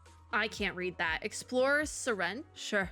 With 9 love interests and this multi-ending JRPG, you are one of the successors chosen by the influential godmother, recently entrusted with running a bar and handing Calamon's? Sure. Family affairs. However, she has set a condition: within 6 weeks, you must prove that you are worthy. What does that mean? Passes the vibe check. There's mature content, though. I'm putting it on the wish list and leaving it alone. Okay. We have a couple more pages, but my dog is pissed, so I'm gonna go walk him and come back. BRB. I'm determined to get this video done, despite the fact that I'm starting to feel ill. So, Tower Lab. This is a roguelite tower defense where enemies can't be killed. Knock them off with physics instead. Oh god, physics. Build devastating contraptions that push, pull, and launch enemies, unlock towers, discover broken synergies, and dominate through creative combinations. Coming out Q3 of this year. I'm not even gonna think it over. There's a demo, it's going on the list. I don't care anymore. My mouse stopped working. What happened? Why did my mouse wheel stop working? Now it's not the time for this. I just replaced the battery too, so I don't know what's up with that. Tito, we've seen Tito. Tito's also gonna be at future games show. Hold on, I have to search for Tito. Oh, we haven't seen Tito this year. Tito's from last year. Toto has also joined us for Tito. Tito is a Demo Dive reject. I wanted to cover it at some other point in time. It passes the AI vibe check. Explore a world of mayhem and Michaels? Sure. Join Tito the Blob and Nori the Bunny in this. Have we played Tito? Nori the Bunny is ringing bells. Friends, I believe we've already played Tito. This one actually you have to look up. Yeah, I think we got Tito in February in a video. Yeah, Tito we've demoed already. I forget how I felt about Tito. So there's that. But we have Tito the Blob and Nori the Bunny in this 3D adventure platformer to stop the shadow corruption from spreading, absorb wild powers, help eccentric characters, and save the world one Michael at a time. I probably enjoyed this if it's on my wish list. I would think so. We then have Trash of the Titans. It's turn-based I can't read. Turn-based fantasy tactics with trash animals. Raccoons! The trash pandas! Defend your trash from invading rats and eat your trash to upgrade your team. Think your way out of ruin by using the shape of each level to your advantage. Be creative and try not to die. This came out in May of 2024, and I don't know where my dog is. Oh, he's in his bed. Never mind. It's in early access still. Yeah, there's no demo though, so it's a skip.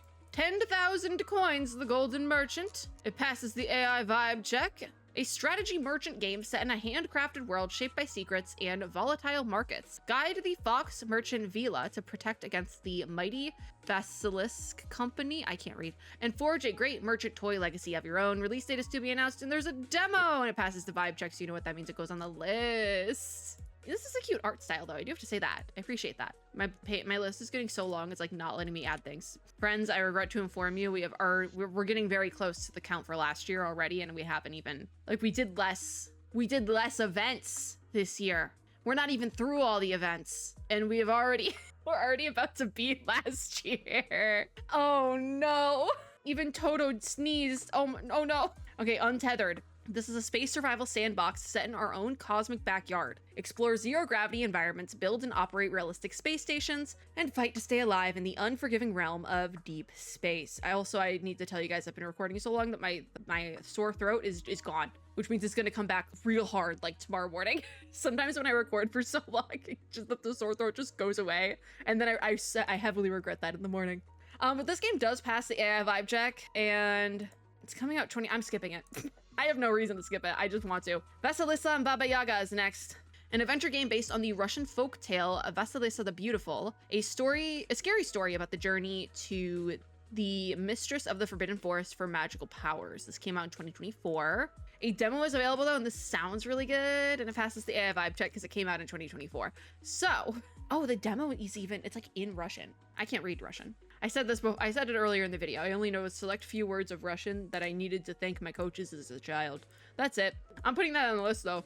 Next is Vending Dokkan, which we've talked about, and I have played before, so it's in a demo dive somewhere. Obviously, I gave it a play. I do want to play this game eventually. This came out in June of 2025. Build a vending machine empire in this cozy idle sim. Manage staff, decorate locations, and watch your business thrive. Play actively or let it run passively in the background with relaxing music to enjoy while you work or unwind. And now I remember, this is not in a demo dive video. This was in an off-camera demo I did last year. So I forget what I ranked it during last year's Steam Next Fest Summer Shenanigans Edition, but it was in one of the, it was in the ranking video. I did not play it on camera because I remember I played it for like an hour off camera and was able to actually like get a feel for it. And that's when I realized that playing those little cozy idle games that go on your screen in a video is really difficult. At least in the demo dive format. So moving on, Wonderia, an open world manga art adventure just waiting to be explored. It's got sci-fi sim elements, deep dungeons, and you can even morph into alien form. Grab up to 7 friends to Minecraft, battle, and level, or farm and fish the day away if that's more your tempo. There's so much to do. It's coming out in 2026. There is a demo. It is tagged as single player. So we probably should do a single player test on this. And we're gonna demo it. Yeah, it passes the vibe check, so sure. I know for a fact we're not getting to all these games this year. It's really gonna be like a battle to what we actually play, I think. Then, oh, this game has actually also been on the channel before. Waifu Tactical Force, also abbreviated as WTF. This game has been on the channel because I was reached out to about this game last year, but I didn't think it fit into like my content. Like it tangentially does because it's like the anime style game. But I thought it was a little bit too fan service-y for what I usually cover, so I just kind of like let it be. We will see this again at Future Games show, but this is a multiplayer anime movement FPS. Wall run, slide, pilot your mech, and run the map in PvP and PvE. Win matches, earn loot, build your mother base, customize your guns, and squad of anime operators. No sweats, just vibes. I'm skipping it. It does pass the vibe check though, so if you cared about that. Nothing against it really, it's just not my vibe. So this, I believe we saw at Mix, and then it also was going to be at the India Games Showcase, but this is Raji Kali Yuga. 6 years after the Great War, destiny bleeds into prophecy as gods and mortals blur. I thought this game sounded really cool, by the way. Raji, the warrior of faith, and Darsh, the dreamwalker, face Mahabalasura's wrath as he tears open heaven's gates, unleashing Kali Yuga, an age where every choice can unmake the universe. I think this sounds sick as hell. So it's on the wish list for now. Passes the vibe check. We have fantasy violence in the mature content warning. And so I look forward to having some sort of demo or something from this game in the next couple of years. I would love to try it out. It sounds really cool. Arms of God, then. Gear up for a battle through hell in this roguelite bullet heaven arena auto shooter with Doom-inspired gore vibes, metal music, and a satisfying combat feel. There's a lot going on here. Wield 5 weapons at once. Yeah, there's a lot going on here. Upgrade and merge them to forge indestructible builds and bring divine justice to a world on the brink of chaos. This comes out tomorrow, actually, at the time of recording, June 8th, so it is out by now. And does it pass the AI vibe check? No, it does not. We have a second one. A second AI generated game has hit the Woman-Led Games Fest. I guess Woman-Led Games Showcase. Anyways, they say this about it. As an artist with over 20 years of experience, I'm not a fan of using generative AI to create art for the final game. All models, textures, animations, illustrations, and logos have been created by humans. What else could you possibly... Okay, let's keep reading. The current exceptions for AI use are a small set of blessing and passive icons, where AI helped during the process of creating parts of some vector graphics, and they will be replaced with fully artist-made versions in a future update. So I'm not playing it until that future update. Point blank, period.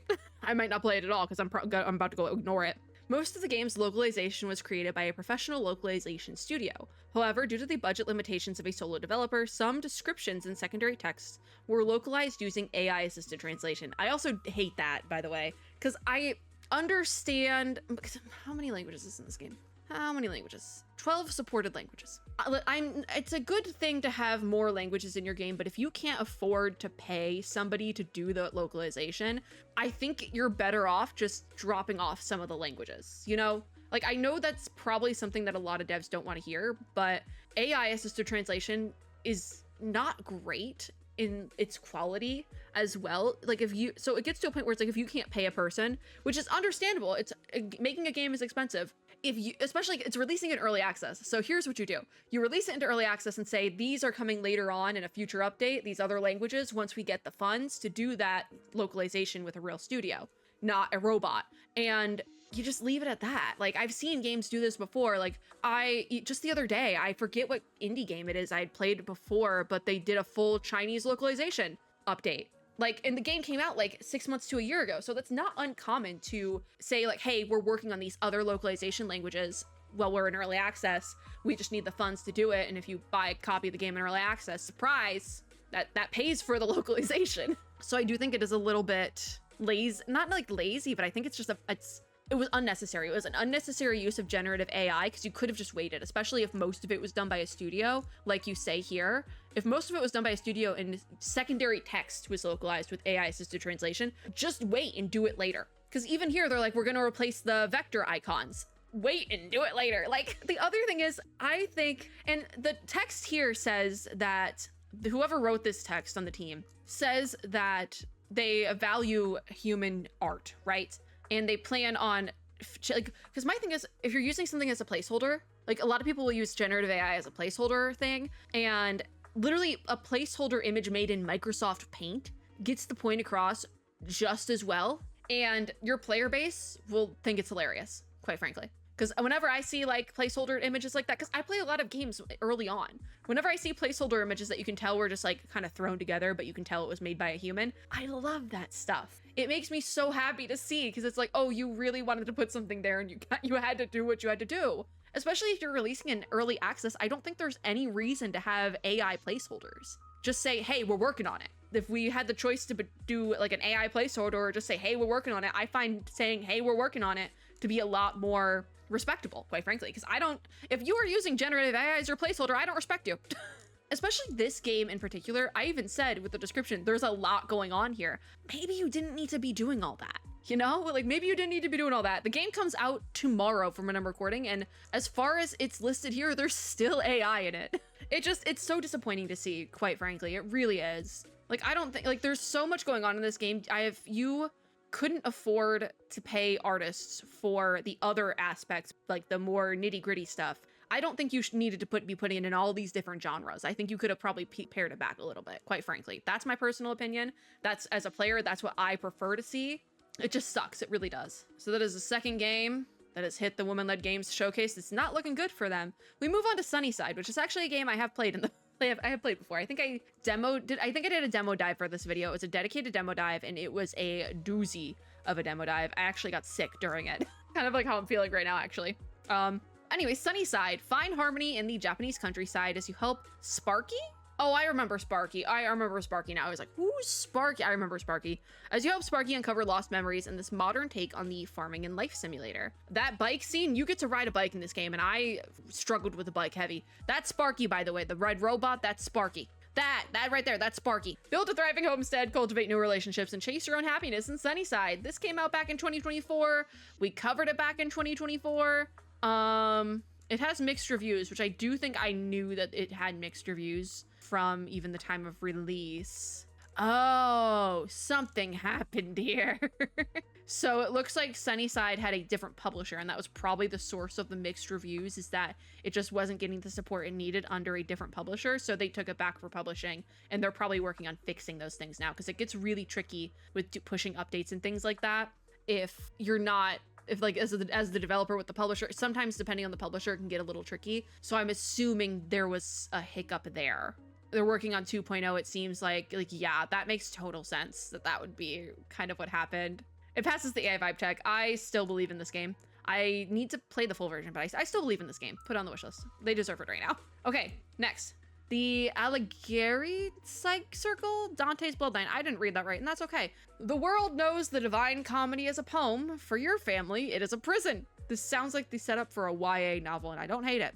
As Gabrielle, in the name I can't read, you inherit a duty, reseal the gates of hell. Burdened by fate, you descend into a psychological nightmare where the only escape is to uncover the dark secrets of your ancestors. Immediately, I mess with this. I mess with this immediately. Releasing September 10th of this year, there is a demo, thank God. It wasn't Midsummer Night's Scream as well. It passes the vibe check. It does not pass the mature content bit. There's a lot of text there for mature content disclosure. And that's okay. I'm more flexible with that one. I said in the description, it sounds like the setup for a YA novel. It sounds more like the setup for like a romantasy novel or something, which, listen, I love my romantasy slop, okay? I'm okay with that. But the thing about the setups for romantasy, and this is what pisses me off about romantasy, is that sometimes it would be better if it wasn't a romance. Like if you took out the romance and just like focused on the actual like fantasy story elements, so much better. Because it's like, you have something there. You have a really good plan. You have a really good like concept. We don't need the romance. And they go heavy on the romance and it's like, oh. So I'm getting those vibes from this game, but like without the romance because it's a horror game. So I feel like we'll be safer. Put it on the demo dive list. I want to try this. Oh, I didn't even copy paste the title. I still had Wonderia in here. I should probably tag this as horror, even though the user defined tags don't say horror. I mean, Lovecraftian is close. Cult stuff as well is close. I'm gonna tag it as horror. It was at Midsummer Night's Scream, so I'm gonna tag it with that. Speaking of Midsummer Night's Scream, this is probably also a game that was there. Haunted Bloodlines. Am I right about that? It was at Endix. Oh, it was at Endix. Is this on my list then, or did I skip her? Hold on. Where's Endix? Endix, where are you? I found it. I didn't put it on my list. I skipped it. Why'd I skip it? I don't know. Every family has secrets. This house knows yours. Haunted Bloodlines is a first-person psychological horror game where the halls shift, the walls breathe, and the mansion has been waiting for you your whole life. This does sound kind of good. Passes the AI vibe check, but also it looks really scary, so I think that's probably why I skipped it. Okay, Design and Conjure. We've seen this game before, and it also is going to be part of the Wholesome Direct. Join Dahlia, the nature witch, on a heartwarming journey to restore her hometown. Tidy spaces, design magical rooms, solve gentle puzzles, and soothe magical creatures affected by mysterious corruption, bringing warmth and peace back to the town. This is a demo dive reject. That's why it's on my wish list. Yep, okay.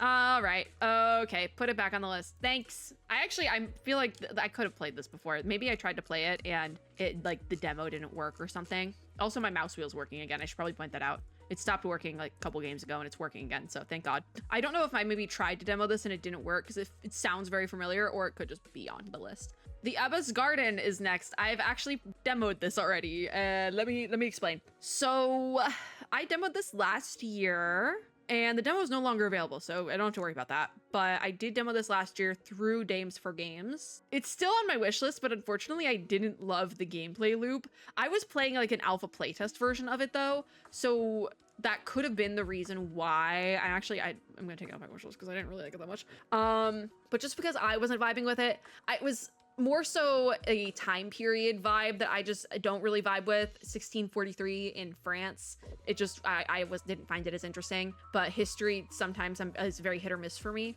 But this is a cozy third-person gardening sim, I would assume, in 1643 France. As Agnes restore a forbidden abbey garden, grow and identify rare plants through the seasons, uncover a spy plot, help the community, and find queer romance, which we do love those things. I wanted to like this game more than I ended up liking it. Came out in March of this year, and it has pretty positive reviews. So it wasn't for me, but it doesn't mean I don't recommend it.